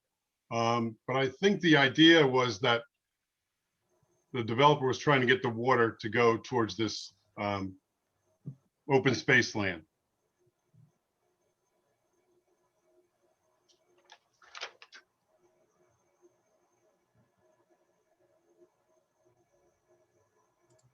Variance. Presently, with this configuration of the house, the driveway, the deck and the small patio that's under the deck, the lot coverage is 23%. Now, in the R3 zone, you're allowed 20% lot coverage. The zoning ordinance is silent on speaking to, they allow you to reduce the size of the lot, but they don't say anything as far as increasing the lot coverage. It's just silent. There's no, you can reduce the setbacks, but in a lot area, they just never touched on the lot coverage, which has always been a head scratcher to me. I've done some projects in here in the past, and I've always wondered why they didn't address lot coverage, because the town got 18.5 acres in this scenario, but they're, I don't know, asking the people to keep the lots at 20% just doesn't seem equitable that way. So we're here for the variance. And again, our starting point, we're already over on lot coverage. We're at 23%. We'd like the table says 21. Where's the discrepancy? You got to look at my drawings. I'm sorry, Mr. Gray. Okay, I'm sorry. I'm gonna look at your drawings. Okay. It's at 23%. Okay. And we have a chart to the left of this where it has a breakdown of the different things that we added up for that lot coverage. You know, this is the table, existing and then proposed. Okay, thank you. We're proposing an addition of 508 square feet, a pool of 381 square feet, and a pool deck of 294 square feet. And then as part of this new addition, the existing deck will be removed and a new deck will be constructed. And I don't know that I would even want to walk on that existing deck. It needs to be repaired. Now, if we go back to sheet 2.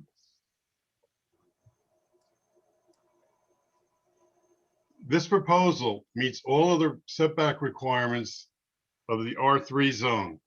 We meet, and not even the reduced requirements, we meet the actual requirements of the R3 zone.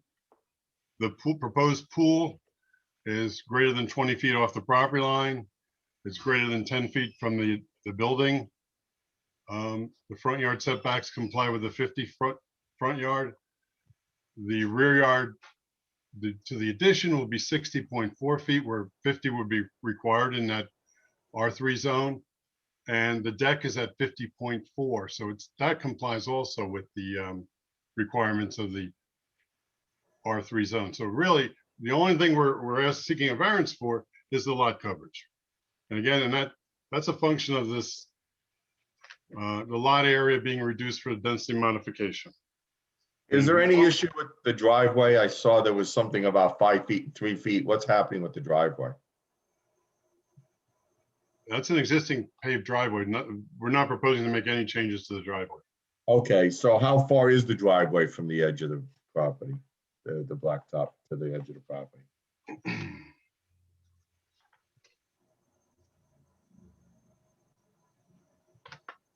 It's approximately 2.5 feet. Okay, and what is the ideal placement of the driveway? 5 feet. Okay. All right, so that's existing. That basically is not going to change. Yeah, that's existing, and there's a stone wall along the left side of the driveway as you go down there, and it's a nice looking dry laid stone wall. I wouldn't want to have to rebuild that.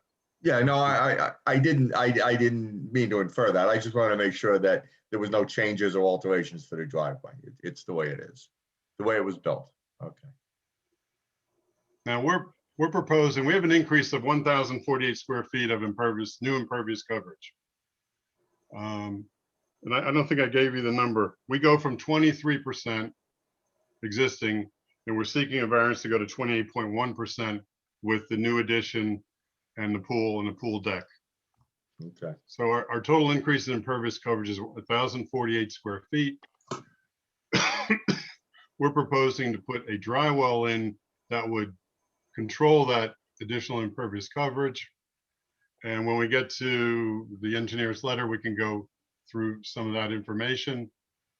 In addition, there's a retaining wall along the left side of the swimming pool. It goes from 4 feet maximum height down to about 2 feet. And on top of that wall, we want to put an evergreen type hedge along there. One, just for aesthetics, some nice landscaping along there. As far as a pool fence, there is not a fence around the backyard at this point. We were looking at putting the fence from the rear of the house around the perimeter of the backyard and back into the rear of the house. And we were considering a board-on-board type fence for that. Okay.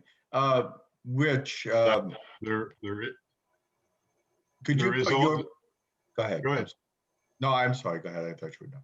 There's one tree, it's not shown on the on this drawing, and I'm not quite sure why, but there's one tree that would come down that's right about smack in the middle of the pool.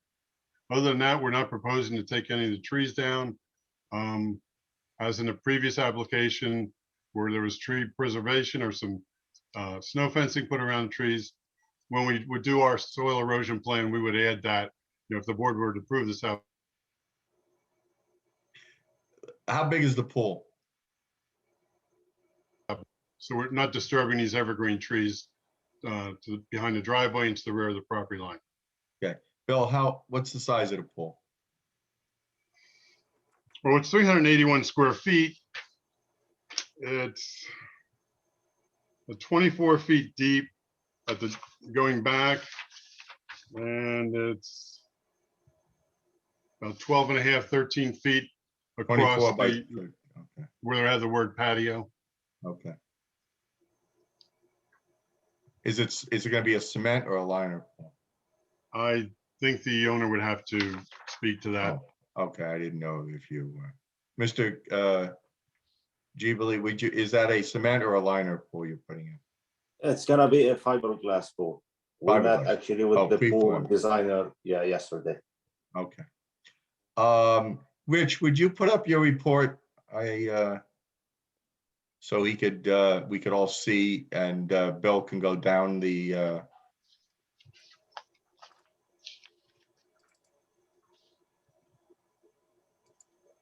right, good. All right.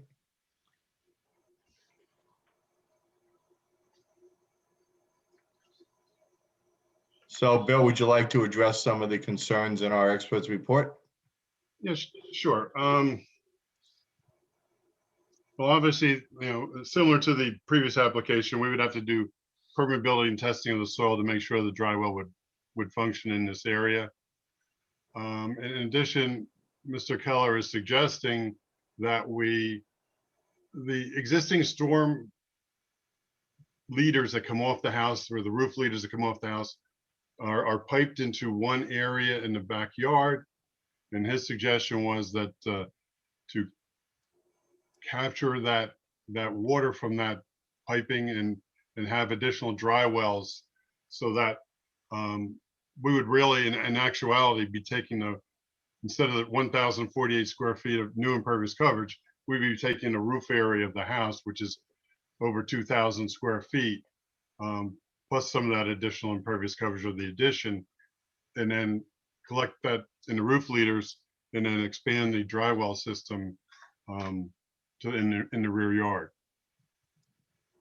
Okay. Where would you put the new dry well, or another dry well? Providing that the soil is permeable in this area, right adjacent to it. Oh, just make a double one there. Okay. Well, a double, it may end up being a triple, really depending on the calculations that come out. Okay. But it would be in that general area, away from the house, away from the trees, and away from the pool. Okay. What else in there? And I think we have to go back to the drawing because I can show you in a drawing. there is a triangular shaped area around the pool, and that's why we have the retaining wall, that has some slopes over 15%. We calculate those at 1,620 square feet of total critical area, or 15% or greater slope. Of that, we're going to disturb about 1,350 square feet in order to build the pool and the retaining wall. So we're under the threshold of 1,500 square feet of disturbance of critical areas. Okay.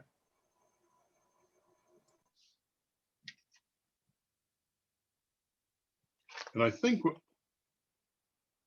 I really covered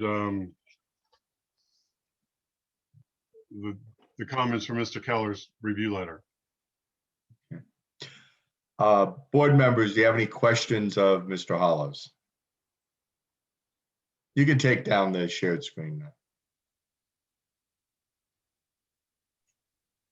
Mr. Chair, just wanted to make sure I understood. So to summarize, so what you're saying, what you're proposing, even though it's not shown on the drawings right now, is that the roof leaders would be connected to an expanded drainage, so that theoretically you're kind of reducing your runoff from the property. That's correct. We would be reducing the runoff from what comes off the site right now.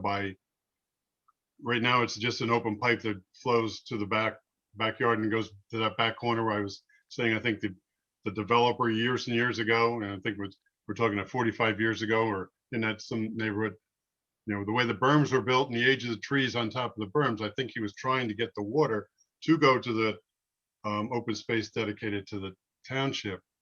Again, it gets a little flat when you get closer to that property, but we would be reducing our overall stormwater to that point by installing the dry wells, additional dry wells. And the pool, I know the ground's sloping there. The pool, if the ground could support that, it wouldn't create any sort of like additional lateral load or anything like that on the slope. No, I don't know. I don't think that would be the case at all.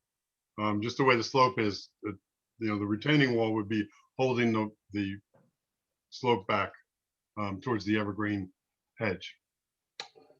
We're just trying to create a flatter area there. Okay. And then, so the only, if I understand, the only variance you're looking for is a lot coverage variance. Everything else is conforming. That's correct. Okay. All right. Thank you. Any other questions of Mr. Hollows from board members? Okay.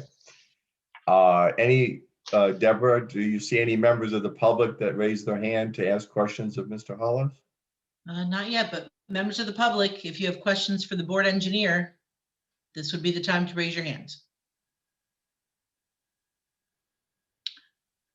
Once again, members of the public, if you have questions. Okay, I thought we might. Oh, we do have somebody. You have to unmute yourself, Ann.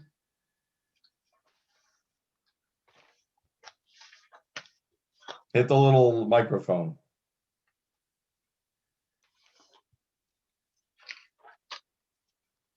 Ann, that would help. There we go. There you go. All right. Okay, I'm gonna. Oh, you got a terrible echo. We have two computers on. Yeah, no, you can't have two in the same room. mute the second one. Okay, let me shut mine off. Okay.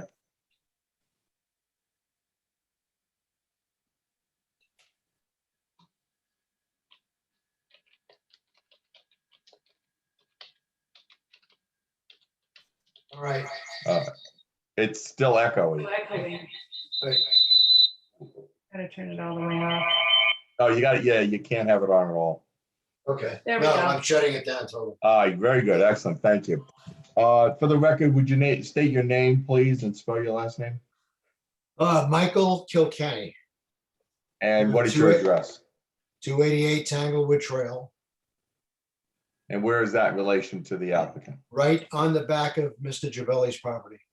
Okay. And what Lot question? 13407. Thank you. 32. Thank you. What is your question to Mr. Hollows? Well, there's a few questions. He seemed to focus on the runoff as designed by the original builder over towards the side of the property that runs along by the driveway and the berm that existed there, whereas our concern is the other side of the property, where the difference in elevation between Mr. Gibelli's property and ours is quite severe. And the issue of runoff is something that we have dealt with over time, because the so-called green acres or town property that was dedicated over there next to us, there was drainage put in there that would have accommodated the runoff coming down from Cottage Place all the way down to the Tanglewood Trail. Yet the issue of that plan and the drainage that was accommodated apparently was those original plans were lost in a flood in the town. We went through this a couple of years ago to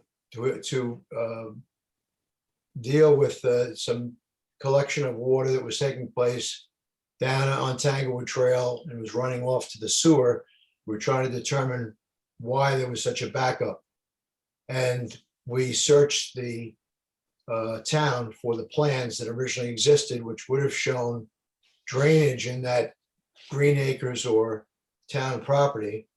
And without any plans, and with the fact that the green acres had become totally overgrown and has never been maintained by the town, there's really no way to determine what is happening back there except to see puddles of water at times where the water is not making its way down to Tanglewood Trail. Mr. Kilkenny, I don't mean to interrupt you, but you have to make it a question. I will give you time to do comments at the end, but we need a question of Mr. Hollows. Okay.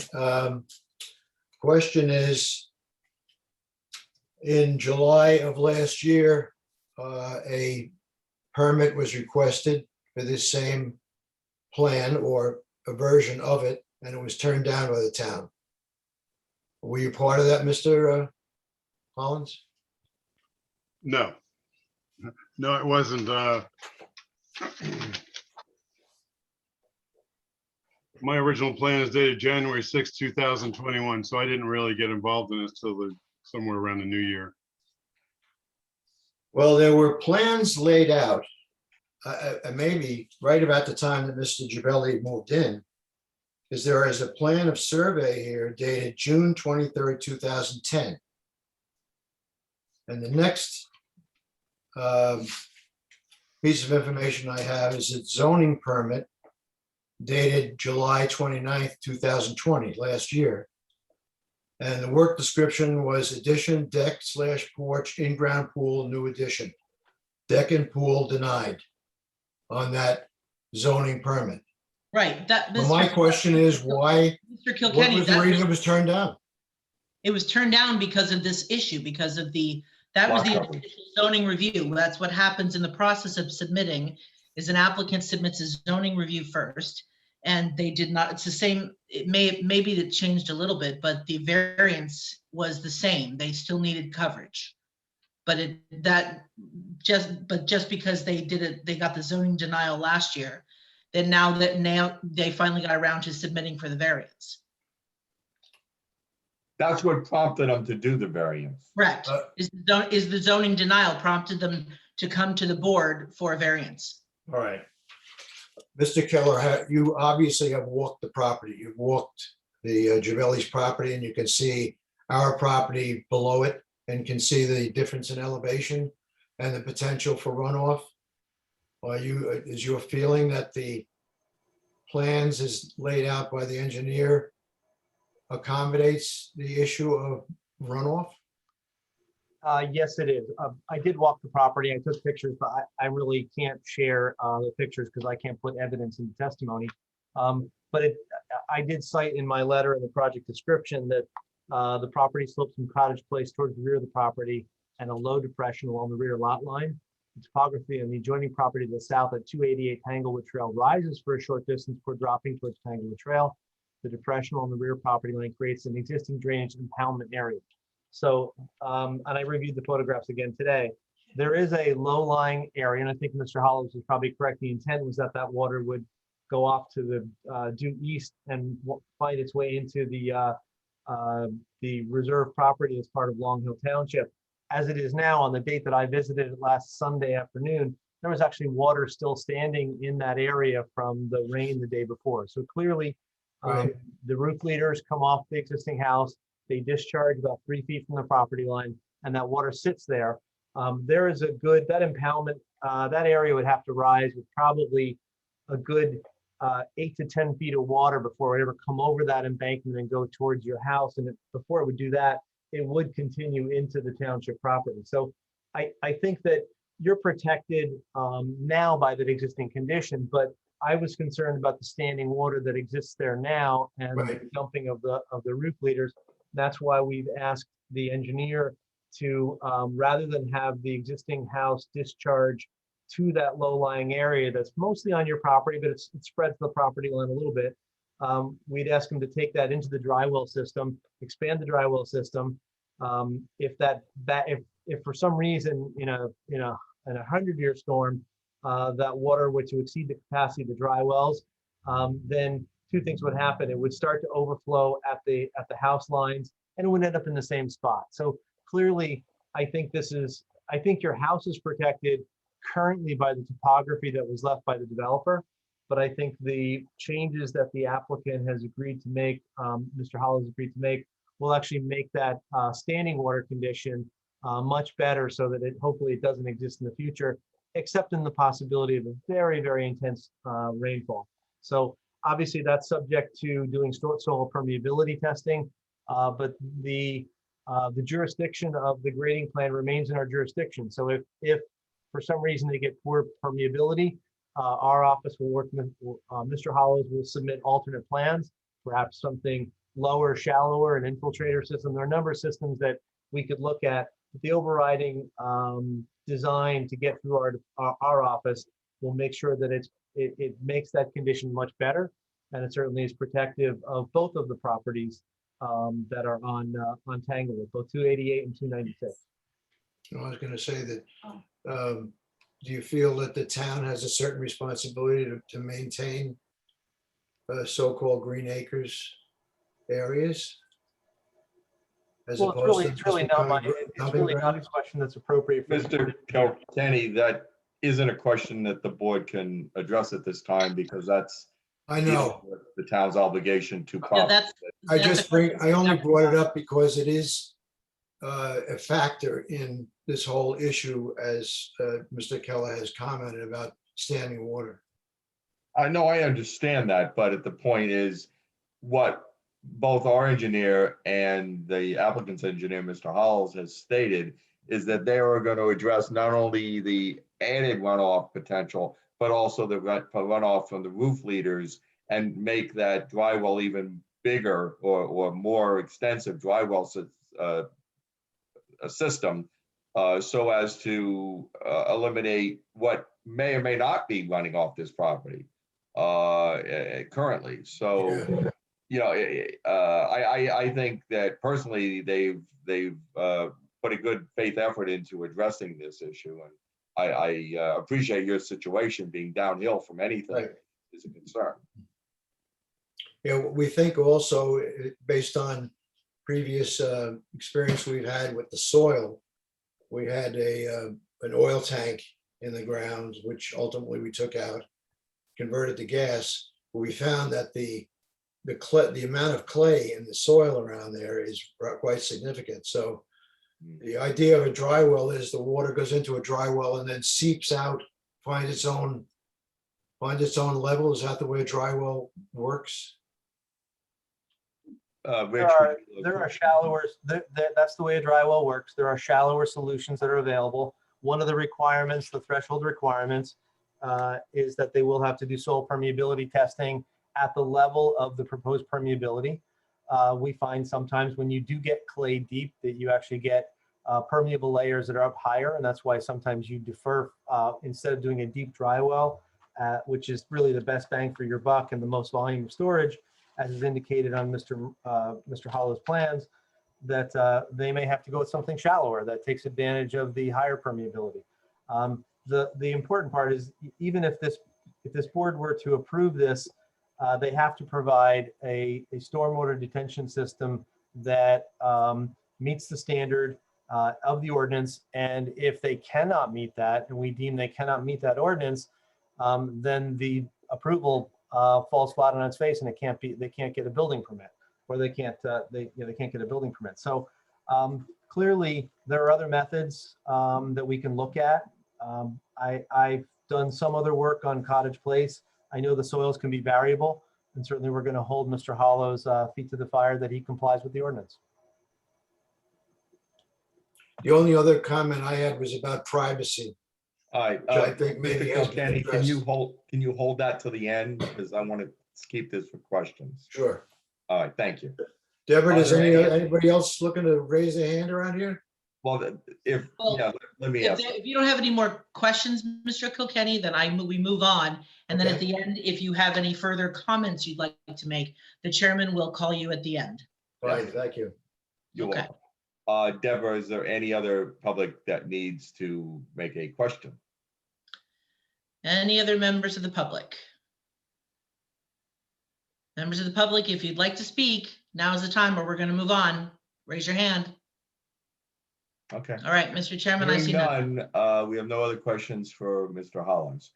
Now, do we have any questions? I know there was a give and take between Rich and Bill, but Rich, do you have any other questions or comments for Bill's testimony? So Bill, are you going to, so contrary to the, I guess this is consistent with my note number 2.8. So there will be an evergreen screen along the entire top of the retaining wall, not just the portions that exceed 4 feet? That's correct. Exceed 3 feet? Okay. And those will be, as you said, an evergreen screen? Evergreen screens, something more like a hedge, or something that could be shaped into a hedge. Okay, and you can, if the board would approve this, you can add details as to the species and plant spacing onto your plan? Yes, yes. Thank you. Liz, do you have any questions of Mr. Hollows? I just actually have one question. What dictated the placement of the pool on the property? I see it's a little bit off center, and I'm just curious. I received a layout from the architect, as I recall, and that's how we got it here at this point. I think the architect. I think I can square it up a little bit so that it doesn't appear to be at an angle. It was more just I was curious if it had to do with the topography of the land. That was really my question. I think the one side of the pool was following the line of the property line. Yeah, that's okay. What it appears to be. Yeah. It was square to the property line. I think they were looking to keep, they're showing the pool deck being 10.2 feet off. So I don't know if they consider this patio to be part of the pool, but you have a requirement that the pool be at least 10 feet off. And so I think that might be why, if they pulled it behind the deck and they tried to get 10-foot separation from the deck and the pool, it probably would have violated the 20-foot rear yard setback. Okay. Okay. Thank you. That's it for right now. All right. And also he mentioned something about not disturbing as many trees. I think that was another reason. Mr. Chair? Yes, go ahead. May I ask one question? Of course, I was just going to ask. Oh, well then, thank you. Go ahead. I thought we were done with this part, but the pool being in ground with a patio, has this applicant talked about where the runoff from that coverage would be? Because if we have a good rainstorm, it's going to fill up an in-ground pool and then run off.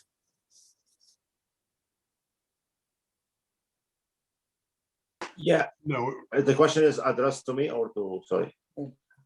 Mr. Hollows, probably.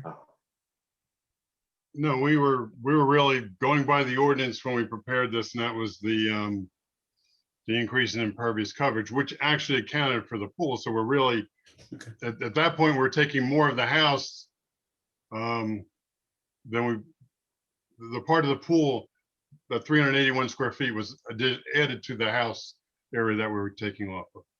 So great, thank you. Let me tell you something, Tom. For being a pool owner, it would have to rain a whole heck of a lot to overflow a pool. Usually don't have My house. Yeah, It There's could normally happen. 4 to 6 inches of freeboard in the pools. Yeah, and that's a lot of gallons. Any other questions by the board members of anybody connected with the applicant?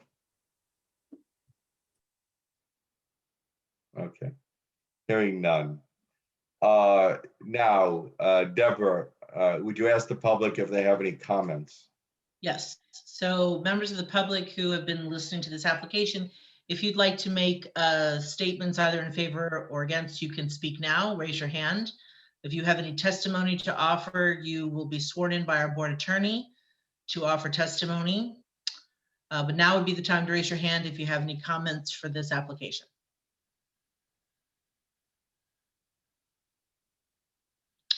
Going once, up, okay. Mr. Kilkenny? Yes. Would you, just for the record, state your name again? Michael Kilkenny. Thank you. A comment I'll make, I'm very concerned about this whole process and its impact on my property. I'm not an engineer, and interpreting plans is not my bailiwick. However, I have experienced issues with runoff, and I am very concerned. That's all I can say. It probably has no impact, except I'm a 48-year resident of Long Hill Township. No, 43. 43? 43. Oh, time flies when you're having fun. Mr. Kilkenny, every one of these board members that are currently on this board, including myself, are very concerned with any type of runoff and water from any property to someone else's property. We deal with this issue almost every application that we deal with. And to put your mind at ease, we always address this to the degree of over addressing it, in the sense that making them do more than less, and actually making them account for runoff that normally wasn't accounted for, even beyond the scope of the improvement. So I do understand your concern, and we do have a very heightened awareness of this, and that's one of the reasons we were talking about the dry wells and the other systems and other ways of retaining water on this property and not allowing it to go off the property. So I trust our engineer and I trust our planner to adequately address that issue afterwards. And as you heard our engineer state, if they can't adequately address it, they can't build it. So what we do here tonight is conditional upon them adequately addressing any runoff or any percolation of the soil. So just to let you know, that's not something that we take lightly either. Okay. You're saying trust the process, right? So somewhat, yes. I mean, let me put it this way. It's always better to have that control over the process and have our engineers look at it. And from what we've seen, sometimes we improve what was already there and actually diminish the runoff from what it was originally. And people don't realize that sometimes they think that just because you're building something that you're going to increase, but we have measures in place that we actually decrease what was normally done. So yes, I mean, I can't guarantee anything, nobody can, but I think we have excellent engineers and excellent people in this town that do look at that. So thank you though for your comment. Okay. Any other comments?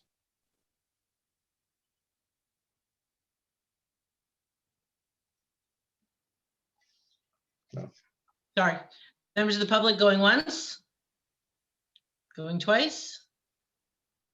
Okay, Mr. Chairman, I see no other comments or hands raised from the Going to public. close it to the public, and I do thank the public for their questions and comments, because it always is a concern of the board, and we always want to know what the neighbors think and what their concerns are, because we don't live in the neighborhood. Very seldom do we do, and if we did, we wouldn't be sitting on this because we'd be exempted. But I think that we've heard the testimony of the board engineer and the board architect. I think that they've adequately addressed the issues between the problems of the architect's plans and the engineer's plans. We've addressed that. Was that adequately addressed to your satisfaction, Rich and Liz? Yes. Okay. All right, very good. I just want to make sure that we've addressed any issues there. The applicants, would you like to make a closing statement on your behalf?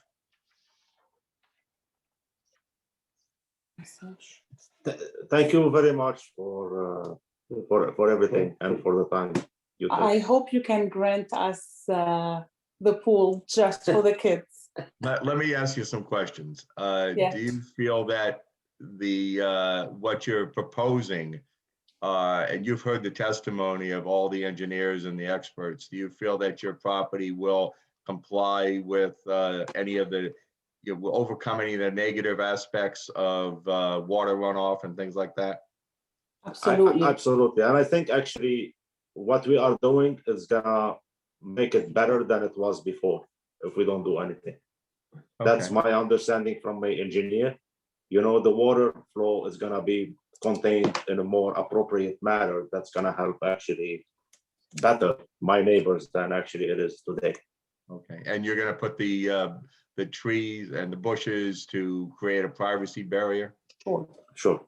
Okay. That's All right, that's Yeah, So, I mean, we it's- need privacy too, you know? Well, of course. Of course. I think yes. one of the two major concerns we hear from any application we've heard, and we've heard these many times, is water runoff and privacy. Those are the two biggest Sure. issues that we hear from applicants or from neighbors of applicants. Right. You know, in this case, you know, it's a residential area, so that's important. All right. Do we have, okay, I am hearing no other comments or anybody from anything. Tom, would you like to start the deliberation? Shouldn't have said that. I like going later. That's all right. Put you on the spot. Yeah, that's okay. I can handle that. I'm looking at this as an upgrade in water retention, even though we're going from 23 to 28% impervious coverage, the 2 to 3 dry well containers, should they actually do the job, will take the water that is currently coming off of the roof and emptying out into the backyard of the Jabellis, which could be a problem for the Kilkennys. And it's taking that and it's going to submerge it and have it go to nature, which is great. It'll be drier. I think that the positive aspects outweigh the negative aspects. And I would be quite in favor of this proposal. Jonathan.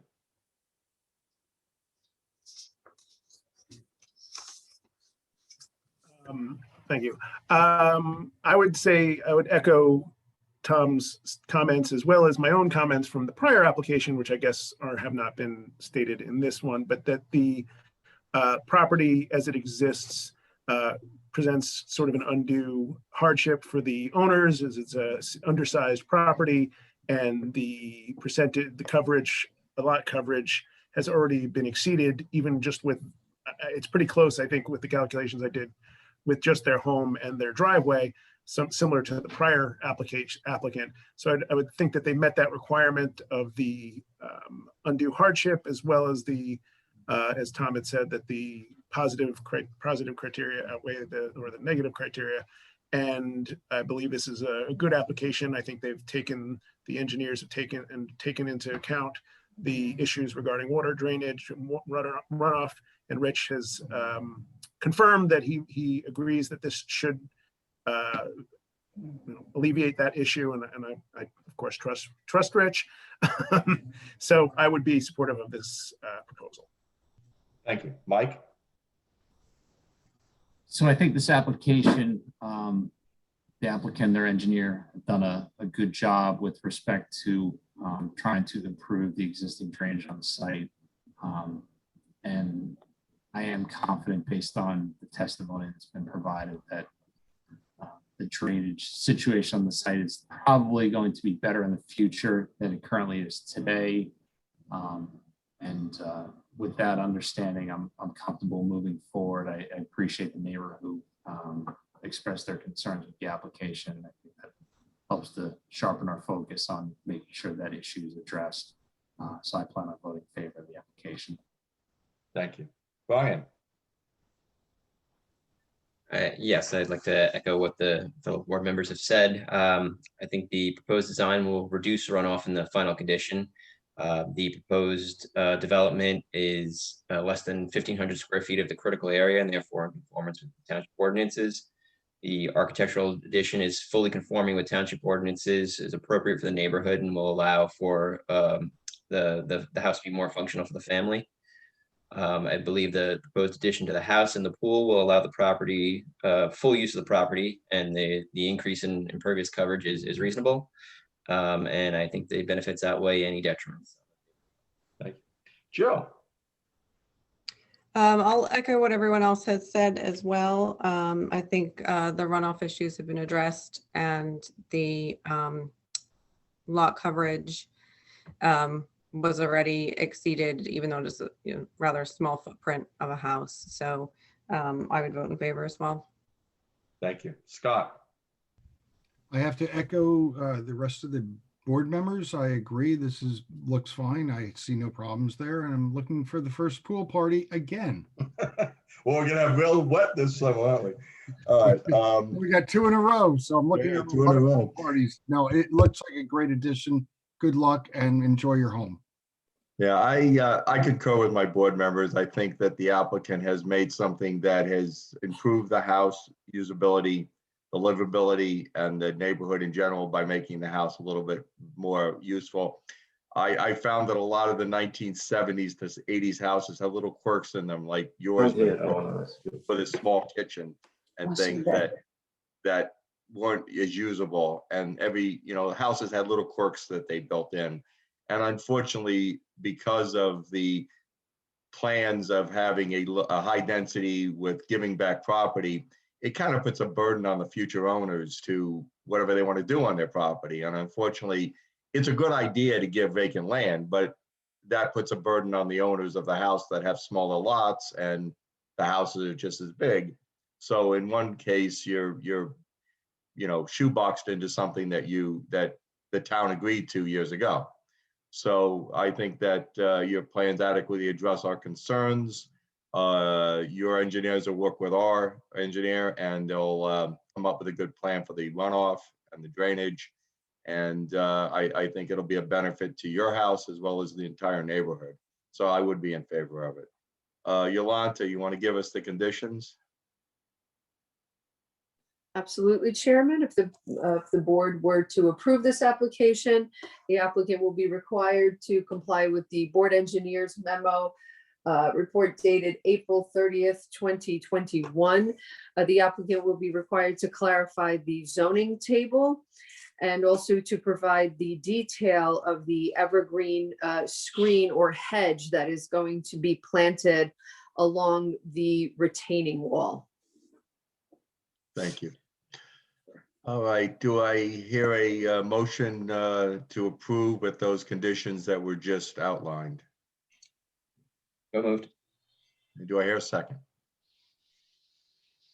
Second. All right, Tom. So that was Brian that made the motion and Tom that seconded.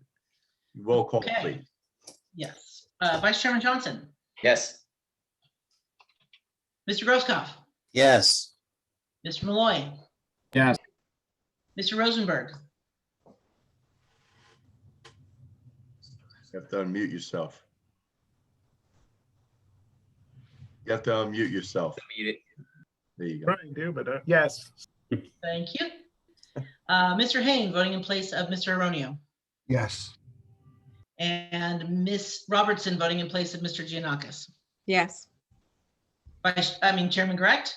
Yes. Motion carries. All right. Well, everybody, thank you. Mr. and Mrs. Gibelli, enjoy your pool. Enjoy your addition.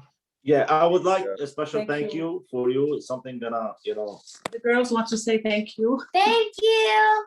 Oh, that's nice. Thank you. Thank you. Oh, you're welcome. It's our pleasure. We're here. Thank you. Know when the And- first pool party is. Right, yeah. Yes. Scott likes pool parties. Are so, I like pool parties. yeah. And I wanted to say special thank you to Deborah. Deborah have been amazing through this whole process. She helped in such a very nice way. She always responded. She's always responsive. Deborah, thank you. Yeah. So I think happy, we'll so keep- happy to help. And please I contact me any day this week, and we'll go over the next steps for you. think we'll Thank keep her. Congratulations. Thank you. Thank you so Congratulations, much, guys. everyone. Have a great night. Thanks. Have Thank fun. you. Good luck. Good night. All right, guys. Everybody, thank you for for this. We've run through two in a relatively short period of time, and I don't know if we could have gotten through a third one, but we may have. It depended on. We probably could have done a third one, but I mean, we have a half hour. I don't think so, but it is what it is. But I'm kind of glad we didn't have three. I was a little overzealous, but Yeah, that's okay. We did not get as many comments on the second one as I assumed we thought we were, so that helped. Agreed. And I think that the dialogue between our engineer and theirs helped too, because it helped to leave some of the issues. And I don't think the public realizes how many times we hear the same complaints or the same concerns of water runoff and privacy. I think those are the two biggest concerns we hear of people of any, and privacy in some cases means noise, means just in this case it wouldn't have been that, but like some commercial thing, it would have been noise and lights. Privacy is in a general sense of people's invasion of their privacy on their property, and I think us as a board, I think we do a good job at addressing that, and along with our experts. And so how'd you feel, Jill? Did you enjoy your second time? Yes. Good. Yeah. So I'm glad that everybody, so good work, guys. And I think that, what do we have? Anything else? Nothing? What's next? What's the next one coming up? So on the 18th, we have, if Rich and Liz are ready, we'll do a little bit further discussion of the annual report. And Okay. we have this, what I can only imagine is probably going to be the start of the use variance for 224 through 230 Main. Okay, so that's going to be similar to the one on Plainfield Avenue then, basically. I can only imagine. Mhm. Yeah, it's a similar type of thing. So Where is when's 142 the one that got carried from today? That was supposed to start today. They requested June 1st. June 1st. Okay. June 1st, yeah. So I we'll think see that is them. Tuesday, right? Yeah, that's what you told me, June 1st. Yes, June 1st. Has So- 44 Plainfield come back up yet? For what? 44 Plainfield, they bifurcated? Are they? Oh, no, they haven't prepared their site plan yet. No, Yeah, they haven't come before. no, haven't seen it yet. So Yes, that'll be fun too. Oh, boy. Yeah. I would say based on conversations I had with them, probably towards the fall or the end of the year, when we would see the site plan. And we Hopefully may be, who knows, we may be back in person by then. we may be. Yeah, it might be fun and games in person. We can go to the supermarket. Why not? Yeah, exactly. So we have no old business. There's no new business that you know of? Not that I have. Mhm. Very good. Do I hear a motion to adjourn? So moved. Do I hear a second? Second. Okay, all in favor? Aye. Aye. We're adjourned, guys. Thanks a lot. Again, good job. Thanks, everybody. Thank you. Stay well. Enjoy the week, Have a guys. good Thanks. night. Stay healthy. Good night.